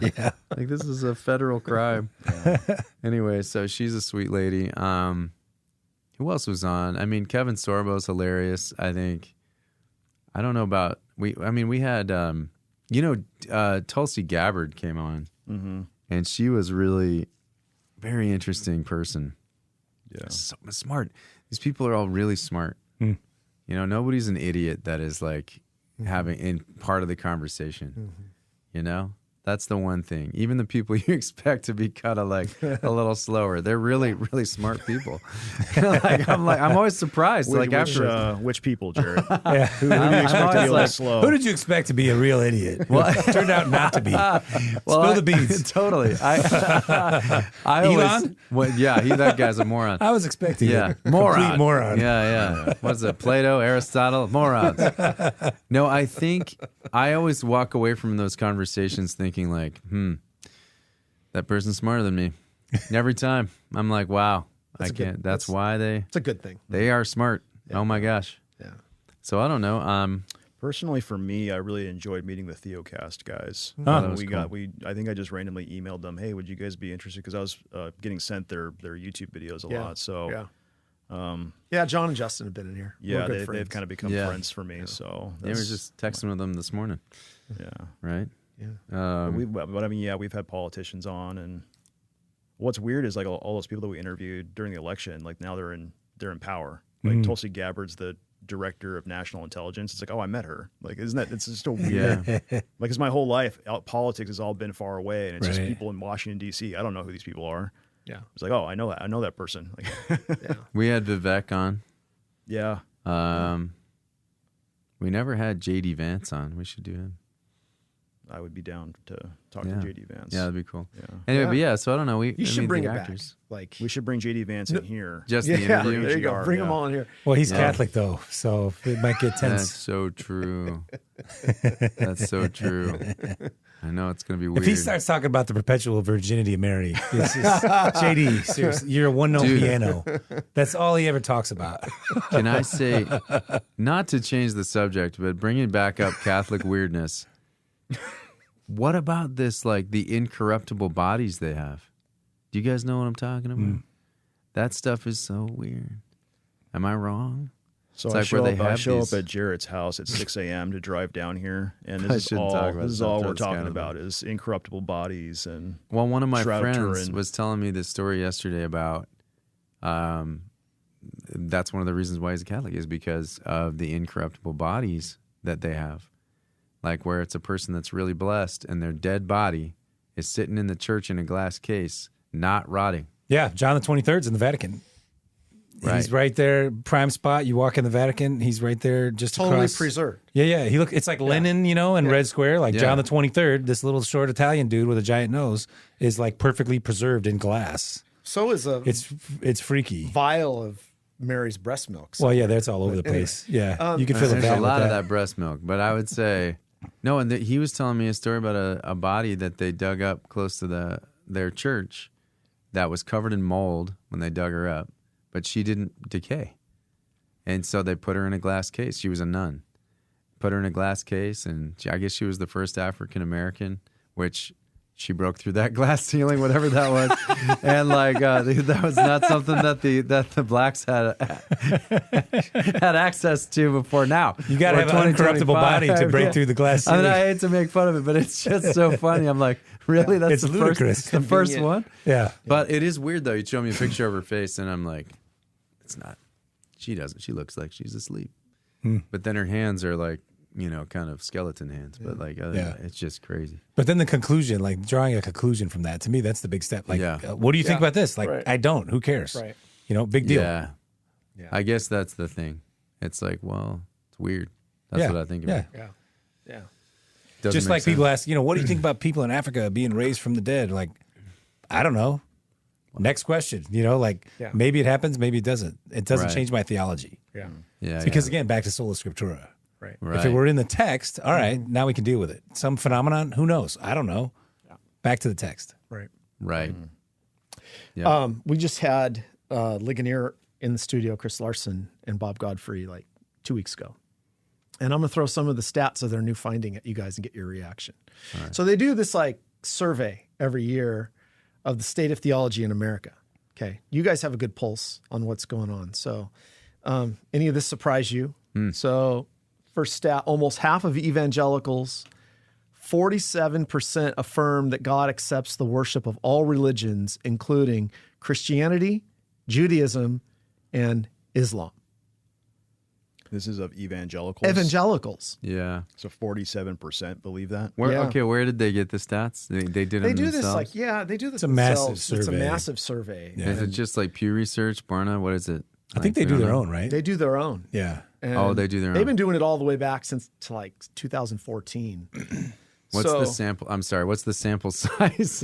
Yeah, it's like, Do we know? I don't think Source. I know. Yeah, I don't know. No, What- because Jared I doesn't want to believe this. no. I have a tendency to. I like, always that's think almost with if that's stats. true. Yeah, yeah. What's you your know, perspective on that?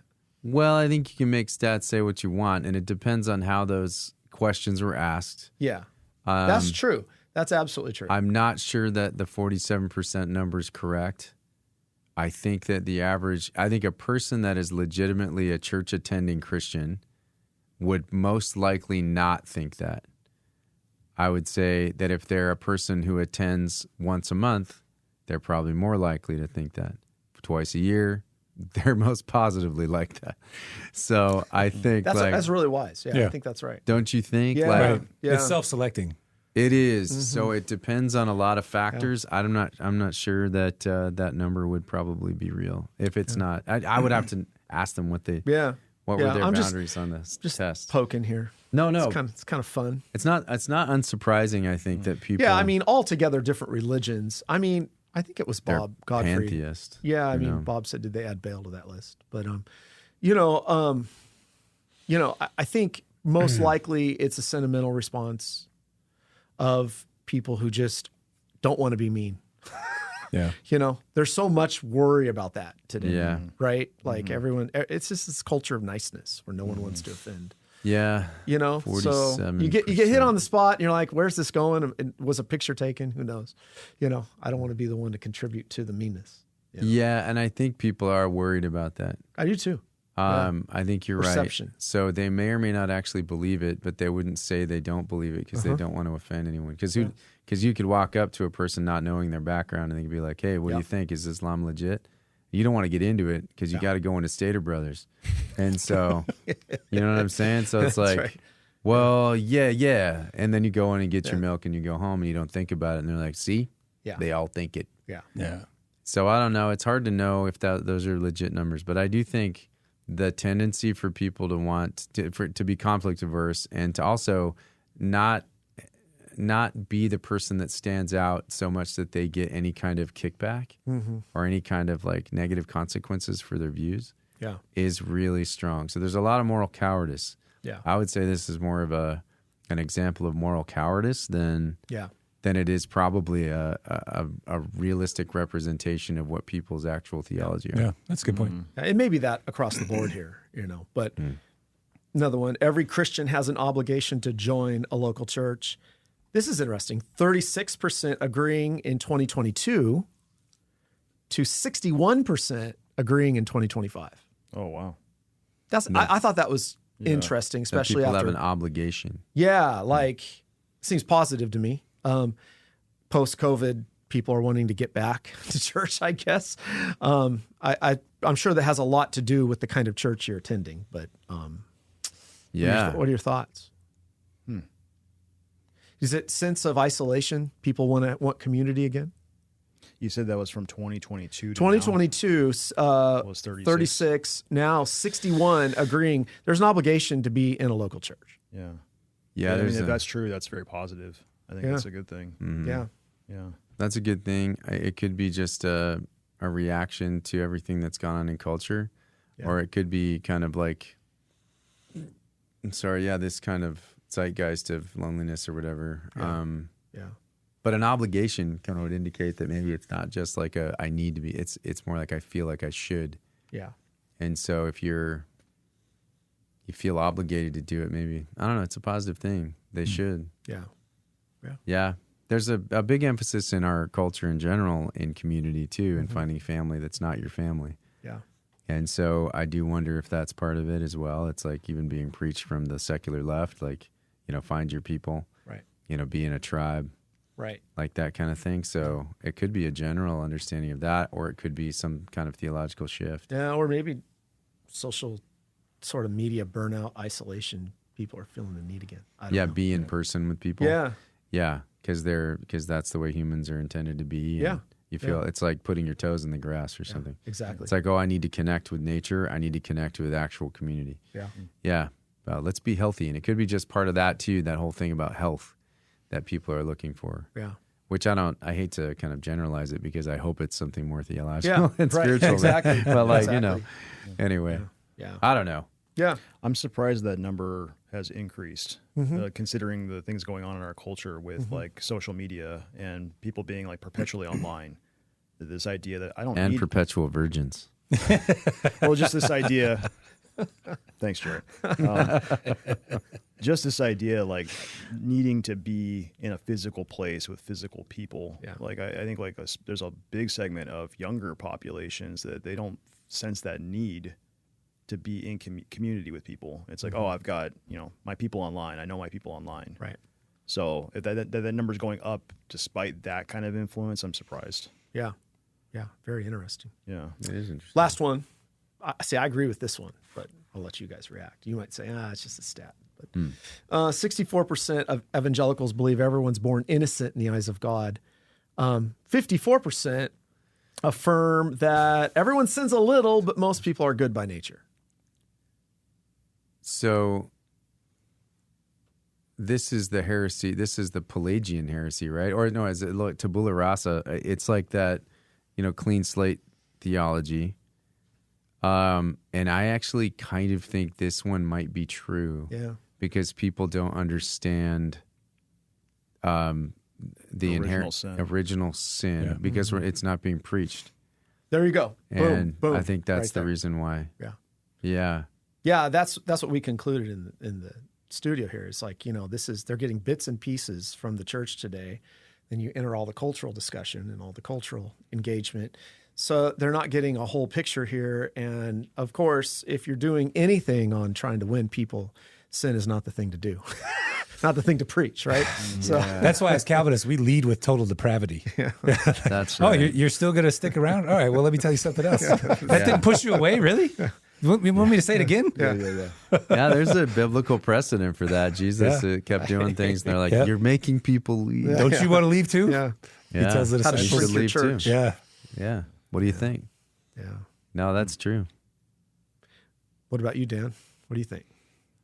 Not Yeah, the Reformed Church. though. That does, I don't see that in the URC. No, we don't. Yeah. we don't have that problem. Right.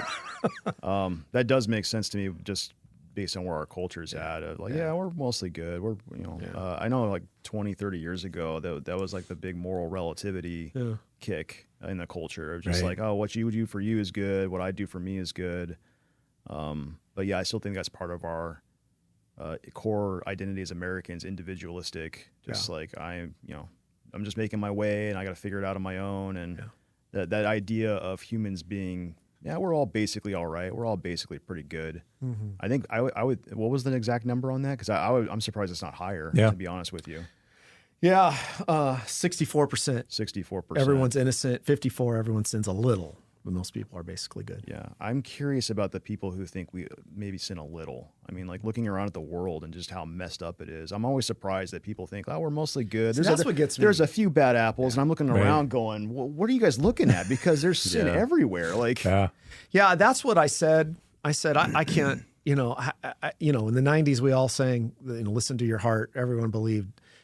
Little Disney princess movie. Yeah, it's like the fairy tale Disneyland, approach to church. But it's like, I don't know, 25 years later, 30 years later, it's like, man, things are pretty messed up, Well, I also think if you're talking to specifically Christians and they say that we only sin a little, it indicates to me that those people have no understanding of the truth, because I think a person who's regenerate, somebody who has the Holy Spirit, is constantly aware of their sin, their bad motives.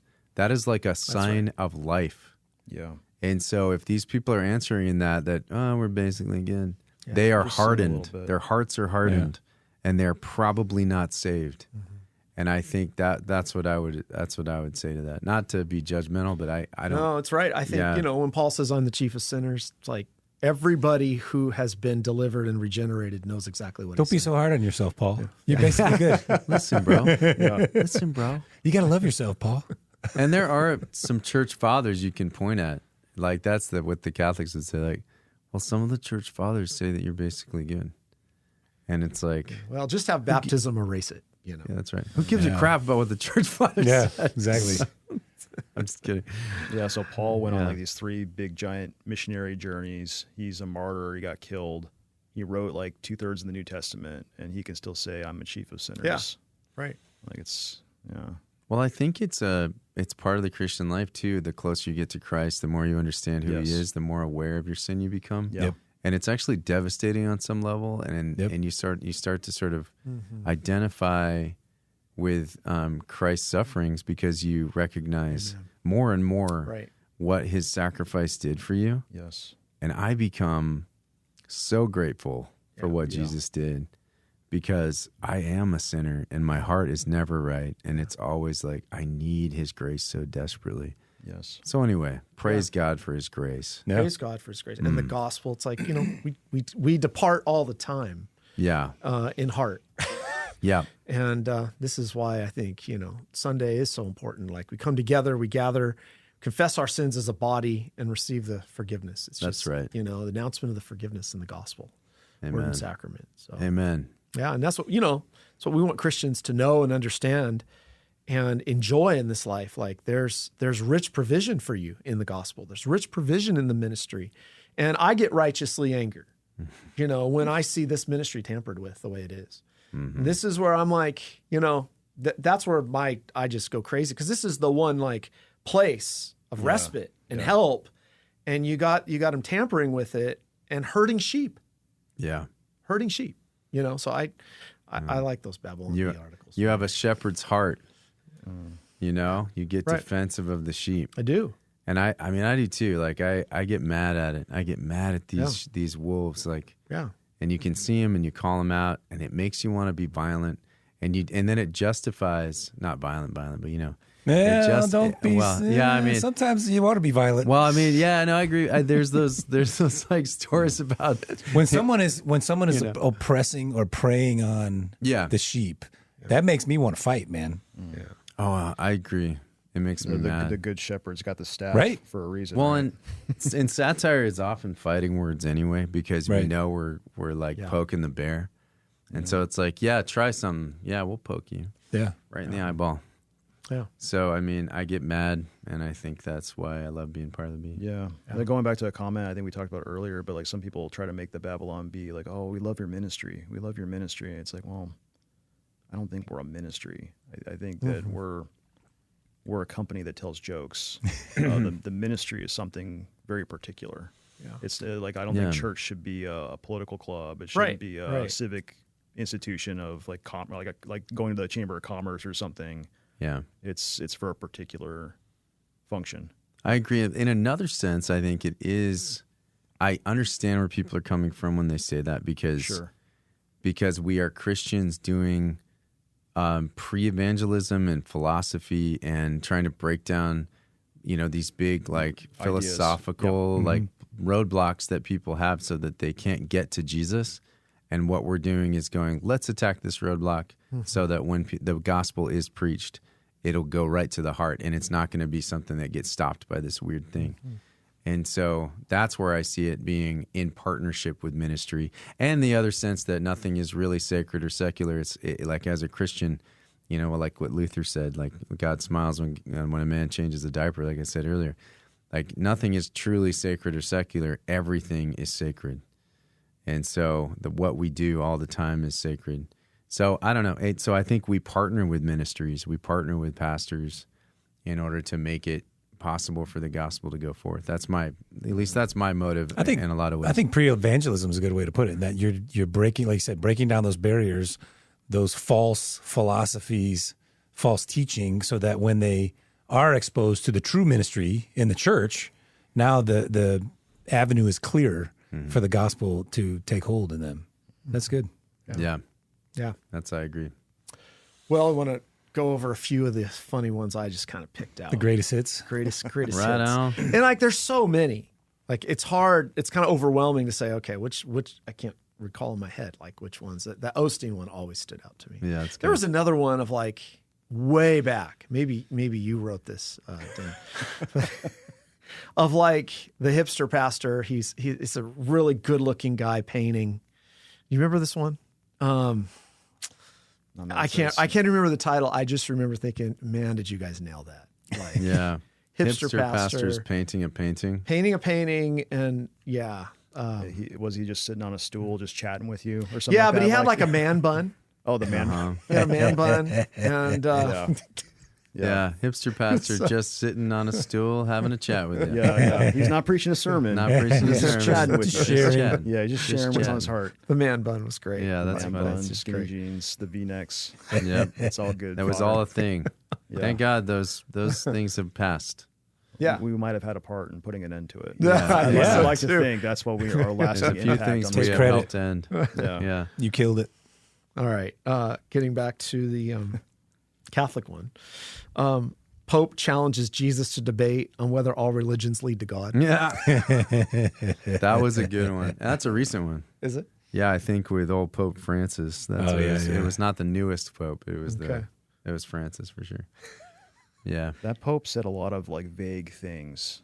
Yeah. And then it would always be like, oh no, that's just a translation problem, or that's just but it's like, why are you saying weird stuff that is kind of vague and nebulous? Like, I felt sorry for his like PR team behind him. Like he would say something, they're like, "Oh, we got to clean this up." Yeah. What That's he meant right. to say was, I mean, he's perfect, but what he meant to say. Let's see. Theologians confirm missing church okay if it's for travel ball. Yes, that's a good one too. That's a good one. Because those people idolize baseball and they're heretics. Youth sports have No, done a number on church attendance for sure. Yeah, and also it's done a number on the transition of the gospel to your kids. That's another thing that's a problem with youth sports. You can do it, but if it takes precedent over church, the stickiness of the gospel is not going to be as sticky. Your kids aren't going to receive it. Yeah. Worship pastor, this had to be you. Like, this just has to be you. You're giving me too much credit. Worship pastor makes praise songs more accessible by removing all references to God and Jesus. Yeah, that's right. That was not me, but I like that one. I like that one. Yeah, I like, what is it? Worship pastor ruins perfectly good hymn by putting in a stupid chorus or something like that. Oh, man. Yeah, I like that one too. That one's great. For a while on our website, I think you still can go on the Babylon Bee, and up at the top in the header, there's a little sub menu you can go into, and it's a worship song generator. Oh, and it'll generate you a whole worship song, It's and great. it's randomized. But all of them are like, being run over by a dump truck by God's love. It's like set me on fire, flood me down with, it's just all of these flood and fire images, and it's like every verse is like times 30, times 20. Yeah. yeah. That's a good one. I do think, though, your pushback on these things and the exposure has called into check a lot of these people. Like, I think there's pressure. I think there's pressure. It's like, look, you got to have some substance today. We know this. All the surveys are saying young people want substance. You got people going off into I wish you were right. On Twitter, I saw a photo of a church that's doing a Mario Kart theme sermon series. Still? Yes. Yeah. Yes. It's like an adult VBS. Exactly. Like and that's what the point was. I think somebody, like the caption or whatever, was like, you've turned the whole church into Sunday school for children. Yeah. Yeah. So That's hilarious. Mario Kart. I mean, I just hope, I guess, it just seems like there has been pushback, and at least even in, there's shifts, like there's away from the Willow Creek model. Is anyone still doing the Willow Creek model? Is anyone still doing It's definitely Saddleback? passé. Is Saddleback still? What's going on in Orange County? I don't even know what goes on with Rick Warren anymore. But, where's that stuff headed? And it does seem like, at least, you compartmentalize this. You have the worship music, but then the pastor tries to give a little more substance today. I think that's kind of where it's gone. Yeah, so you think the seeker movement has become a little bit more substantial? In a different way. Depends on, I guess, where you go. I'm sure in it does. Osteen's church, he's still kind of saying, you're just going to be last. Still repackaging. Whatever you do. Can you imagine having to do that? If you won't, just got to speak to your wallet. That's not a very good impersonation. He sounds gay. Well, Speak to your wallet. Anyway. He's like the word faith guy, right? Like he's just like the affirmations, subtle word faith. Like he's not as overt. affirmations. Yeah, his Yeah, he's isn't not. like in your face, like Kenneth Copeland and those guys. But that's where what people don't realize about Osteen. He's saying the same stuff. It's just repackaged. Exactly, just but in a repackaged much a more little. subtle, smiley way. Yeah. Yeah, I don't know how there's not burnout on that. That's just mesmerizing me. I think Willow Creek went through a lot of stuff with Bill Hybels. Yeah. So He got Me Too'd. That was rough, dude. Like that was a hard thing for all of us. Yeah. And then I think, Rick Warren is, he's in the World Economic Forum, so I don't know what's going on with that guy. So it's like, what? Yeah. But this is where Catholics kind of have a point. No, Like, look at all this stuff. I agree with that. And they're like, come on, you guys. I mean, fragmented out to the worst forms of expression and worship. We could push back on theirs. But this doesn't help us. No. This doesn't help us whatsoever. It sure doesn't. On gets the other weird over hand, Rick Warren did give me a big bear hug one time. Did he? Wow. Yeah, it was a little weird. That's weird. Because I was at a Desiring God conference down at Saddleback. Desiring and, Rick Warren. He was coming down the aisle just hugging like every person in the crowd while we're singing. Bear hugs? It was like bear hugs, or at least for me, maybe not everybody else, but He gave me a big bear hug. Yeah. He's like, that guy looks like he needs He needs a bear hug. Yeah. He saw you, Dan. He knew. Yeah. He knew what you needed. So I thought that was interesting. Yeah. And it was at that moment I became reformed. No more hugging more in the bear Dutch hug. Reformed. Yeah, we don't yeah, do no. that. Rick Warren bear hugged me at a Desiring conference. Now I'm in the URC. Yeah, that's right. Is that the thumbnail? Yeah. It's the best thing to drive me out ever. It's like op-ed by Dan. It seems No. it seems sincere. It was just No, it was I really don't. weird. I don't know if I can judge his heart at all. No, so I don't no, really no. know. I just feel like all the seeker sensitive stuff was probably damaging in watering down Yeah. and creating these sort of pseudo Christians that you see, like what we were talking about earlier, that believe in pantheism or whatever. Yeah. Yeah. You know. Yeah. It's all okay. Well, we've talked about on AGR before, but if you have all these fads and all these things that come and go that worked at one time, why don't they work today? It's like, where's the prayer of Jabez? I know that's your favorite, right? Prayer of Jabez. Expand my territory. Expand your territory. Make me really rich and kill my enemies. Yeah. Isn't that it? Something like that. No, it is like expand my territory. It's expand though, my territory. And my influence, and Yeah. don't let anything bad happen to me. Make Yeah. it happen to my grandkids. Yeah. I'm not sure. I actually can't remember exactly, but yeah, I remember. Is it that really? Yeah, I do remember that. they sold Prayer of Jabez neckties. Oh, really? So that's my favorite thing when they go into the tchotchkes, the purpose-driven tchotchkes. That's Yeah. when you've made it. The swag and the Do they still Yeah, have those that's right. Christian bookstores around all the here? kitsch. I don't know. Yeah, I haven't been to a haven't Christian seen those in bookstore a in while. forever. Yeah. In my first charge up in Washington, I was challenged. You can't like critique. This was like the kind of common response. You can't critique these things unless you've gone and seen it. You're stuffed off in a Reformed church. So I did. I went like to one of these. At that time, that was like 2008 or 9. So I went to this like local Saddleback modeled church, and it was like the series that day was Going Off-Roading with God. Okay. Yeah. So Solid. like that was the package, the Solid. title We're package. good, yeah. Going off-roading with God, and Yeah. on stage, like, because I was really into 4x4 vehicles at this time, and So on this stage, really hit you where you were at. yeah, like it was a Suzuki Samurai. I have Like, one of those. You do? Oh, see, this is. Of course, you don't even think they can go over a curb. If you're gonna go, off-roading with God, wouldn't you have something better than a Suzuki Samurai? you don't want a That sucker's Samurai. gonna bottom out on a speed bump, dude. I have it lifted. There's big tires on it. It's painted like like an old. If you're it's going a World War off-roading II with God, Jeep. he's got like a 48-inch lift kit. He's not Yeah. a Suzuki Samurai kind of. No, he's not. He would be in like one of those side by sides. Yeah, exactly. Like, because those things can go like 60. Right. Yeah. Yeah. That's what God would be driving all day. So the church is packed that day, like biggest church in this town. And the Suzuki Samurai's up there, and the sermon points were off-roading with God. Abraham's going to go off-roading with God. And off-roading point 1, find your faith or whatever. And all of a sudden, like the lights go out and this imaginary voice happens, and it's God speaking from the speakers. Abraham, are you going off-roading with me today? That's like, so like this was the thing. Wow. And then, That's kids are out in amazing. the jumpy thing during the service. Oh, wow. And but the interesting thing about that was this was like typical American suburban Christianity. Boomer. Like boomer. Yeah. It was full of boomers. And their yeah. kids at that time were starting to head off into the Driscoll thing because it was right down the road from me. And that's Oh, when yeah. Emerging Church And then, was there was rolling. Emergent Church. Yeah. So their kids weren't connecting. They wanted to go back to candles, right? Yeah, Dark in the yeah. sanctuary. Right. Stained glass windows. While the Back to boomers tradition. thought this was cool for their kids. Right. So Yeah. it just, Yeah, it was a big it was a disconnect. yeah. Yeah. Yeah, doing ministry, because I started getting into ministry back then too, the Emergent Church, and that became the Emerging Church and the Emergent Church, which Right. were not the same things. Right. And one of them was kind of closer to orthodoxy, and the other one was really off. Yeah. And they were super, like the postmodern church or whatever was Right. like super. That was like the beginning of our progressive church that we have now, which is basically the gay church. Yeah. And so So, but we created call this, it the gay church. created this vacuum Yeah. for like a guy like Driscoll to come in Yeah.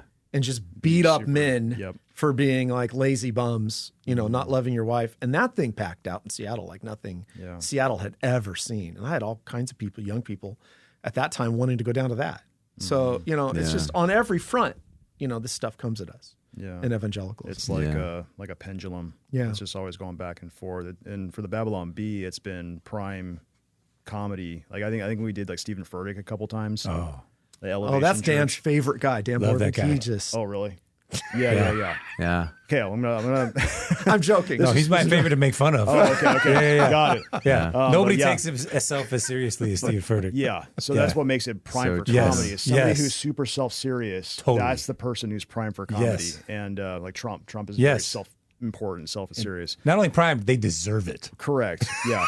So Stephen Furtick, I Yeah. think we reported that he had signed like a 12-year, $360 million contract to preach at Elevation Church, and people were contacting him. They were contacting his ministry to see, is this true? Did you do this? And like he had to put out a statement. And the other article that went big with Stephen Furtick was something about how Elevation Church had installed a water slide baptismal. Like it was just like a spiraling water slide. And I like that one.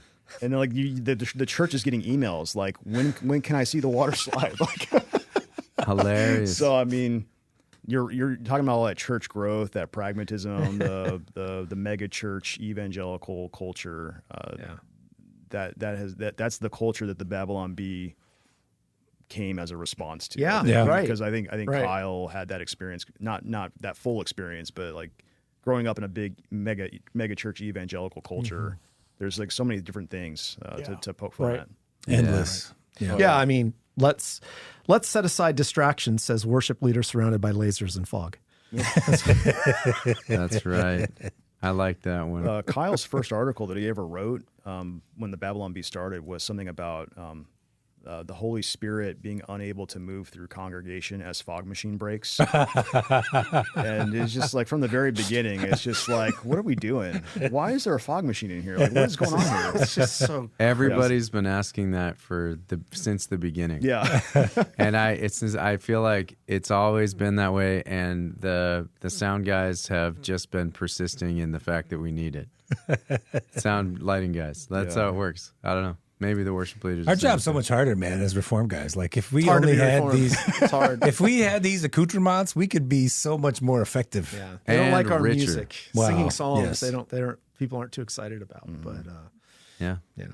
you hit everything. This is what I think is fair to say. Baptist kids learn exciting account of Jesus turning water into grape juice.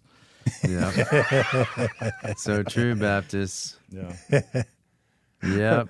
But this one, for the moment, Christian nationalists ask St. Peter to direct him to the whites only section of heaven. I love that. That's so See, true. but that's right on. Like 'Cause this that's- is what they're creating on earth. If this is like, Right. the good, as we hear from like Stephen Wolfe, like the common good, like to be with our own ethnicities, and then he says, but we're in service of the heavenly good. Well, what is the heavenly good? It's not separated. So, the racism thing is just sick. Racism is stupid. It's stupid. You can quote me on that. Yeah. I will. Yeah, it's funny. Yeah. Yeah, the whole dividing into heaven. It's like what Campus Crusade for Christ did. They split into their different ethnic groups. Oh, really? Like a few years ago. Yeah, Wow. they had like the Asian group and the black group and the white group, and I guess the white group didn't have a group, I don't think. No. You can't do that. Yeah, you couldn't do that. It was just Asian group, black group, no white group. Yeah. The white people had to go to the Asian group. I don't know which one they went to. Actually, maybe just the general one. Yeah. But The cast off group. It's so stupid though. It's dumb. And when have you ever seen a really impressive white supremacist? Like, you guys really are the apex of humanity. I don't think this guy's the best representation of. Now, if Elon came out as a white supremacist, like, all right, super smart, super rich, okay, but like the actual white supremacists are mediocre at best. Yeah. Well, it's not. That very was one of the bright articles that we did. This is back in the early days. We did an article about, we are the white race. We are the supreme race, says inbred man or something. And it's a Photoshop of our founder, Adam Ford, and he's just like completely disfigured in this picture. Maybe you can pull it up. He's got like a big nose and a hunchback. Yeah, he's just all deformed. It's like, we are the white, we are the supreme. Supreme race. We're the supreme race. Yeah, so true. On the sexuality thing, Corinthian church really hopes that embarrassing letter Paul wrote about all their sexual morality doesn't become public. Whoops. Oh yeah. Yeah. Sorry, guys. Yeah. The Yeah, Bible's that's so funny. clear on sexuality stuff. It's like, Yeah. that's what I always thought, like, in some sense, the sort of all the transgender, the LGBTQ plus stuff, we've had Rosario Butterfield on here, everything. Oh, cool. Really? In a sense, yeah. In a sense, it's like a softball because Scripture's so clear on it. If you want to compromise, and you're just directly saying, I'm not going to agree with Scripture, you know? So, Well, you have to change your perspective of Scripture. So they say things like, we take Scripture seriously, but not literally. These are phrases you hear. Yeah. And so you got to watch out Or for it's if you're. infallible, but not inerrant. Yeah, they start saying those things because they are trying to get around some of these things. which is like what Rome does. So it's like same problem, you know? Well, is everything is interesting. culturally defined. That was Paul speaking specifically to that culture, Yeah. not necessarily universally for everybody. Yeah, there are buzz phrases that you got to look out for. Alyssa Childers talks about it a ton. I don't know if you would listen to her, but I like her. She did the Another Gospel book a few years ago. Yeah. It was helpful with clarifying what the progressive church really was and what to look out for if your church is going progressive. Like she kind of gave you the things to look out for. Yeah. And we were going through some stuff with personally trying to figure out theology and stuff because we had some stuff happen around that time. So it was really helpful. It was a helpful resource for me. Yeah. Anyway, but yeah. Yeah. Two more. Innovative new Bible concordance gives you out of context verses to justify any behavior. Who is it? Jesse Duplantis was caught on a video. Did you see that video? Yeah. Like he's quoting Psalm 49 and his wife's Right. sitting there. And Psalm 49 like is pronouncing curses on the rich, but he doesn't read it. So he just quotes that one verse. And he says, well, read it, honey, read it. And she goes, well, you know, in context, it's Oh, no. in context, this is like right on the video. In context, it's like saying the rich are going to be cursed by God. Like Yeah. right after he's like justifying, he goes, no. well, that's true. That's true. Yeah, here 49:16. Be not afraid when a man becomes rich, when the glory of his house increases. So yeah. He quotes that. See, quotes that. I'm not afraid, I'm rich. Be rich. And then the next Next verse. For when he dies, he will carry nothing away. Yeah, that's what it was. His glory will not go down after him. Oh, no. His so wife's funny. like, So you can he's see like, it on her face. And he's like, yeah, I know it says that. I know it says that. But He did a nice little two-step around it. He Like did. he quickly shucked and jived his way away from it. It was pretty slick, but yeah, she indicted him. That is funny. it was really funny. I think it's an old clip, but it kind of like Oh, yeah, I just popularized saw it again. recently. Yeah. Gosh, So, that's yeah. really funny. So be careful when you quote Be scripture. rich. Yeah. Political Christian. No, we did that one. Republicans unveil new plan to fix national debt sometime after the return of Christ. Yeah. Yeah, that happened. That was like from back in February or something. Or it was like February. Well, based on the recent reporting from the Babylon Bee, the new plan is to just open up a Capital One credit card with the intro 0% APR. I saw that. And then we'll pay off the debt with that, and we'll have 0% interest. So, It's smart. yeah, it's smart thinking. Yeah. They're so smart up there. That's what I like about them. Yeah. Yeah. Well, this has been good. We've gone over 2 hours. We won't go as long as Matt. That was like 3 hours and 15 3 minutes. hours, 15. Were you okay? Yeah. Really? It was good. I mean, it was a great conversation. Yeah. This I is felt long. bad for It's my a son. long. It's a long run. It's a long run. It was good. Well, I was really engaged. I mean, like he's a great guy. And so I love that guy so much. Yeah. So we really had a good time together. Good. Yeah. Good. It was cool. Well, it's great to have you guys. Hopefully this gives at least those who hear some perspective on who's behind it and the good work you're doing and to like recognize that the challenges, in the culture, but you guys confronting it in a certain unique way. It's been good to talk to you guys today. Thanks for what you're doing. Yeah. Thank you. Yeah. Thanks for having us on. This has been great. I really appreciate you guys. Yeah. Thanks for coming all the way to Escondido. Yeah. You bring your podcast back. We'll come. I on. know. I love it. Yeah. We should. All right, you guys. Thank you. Thank you. All right.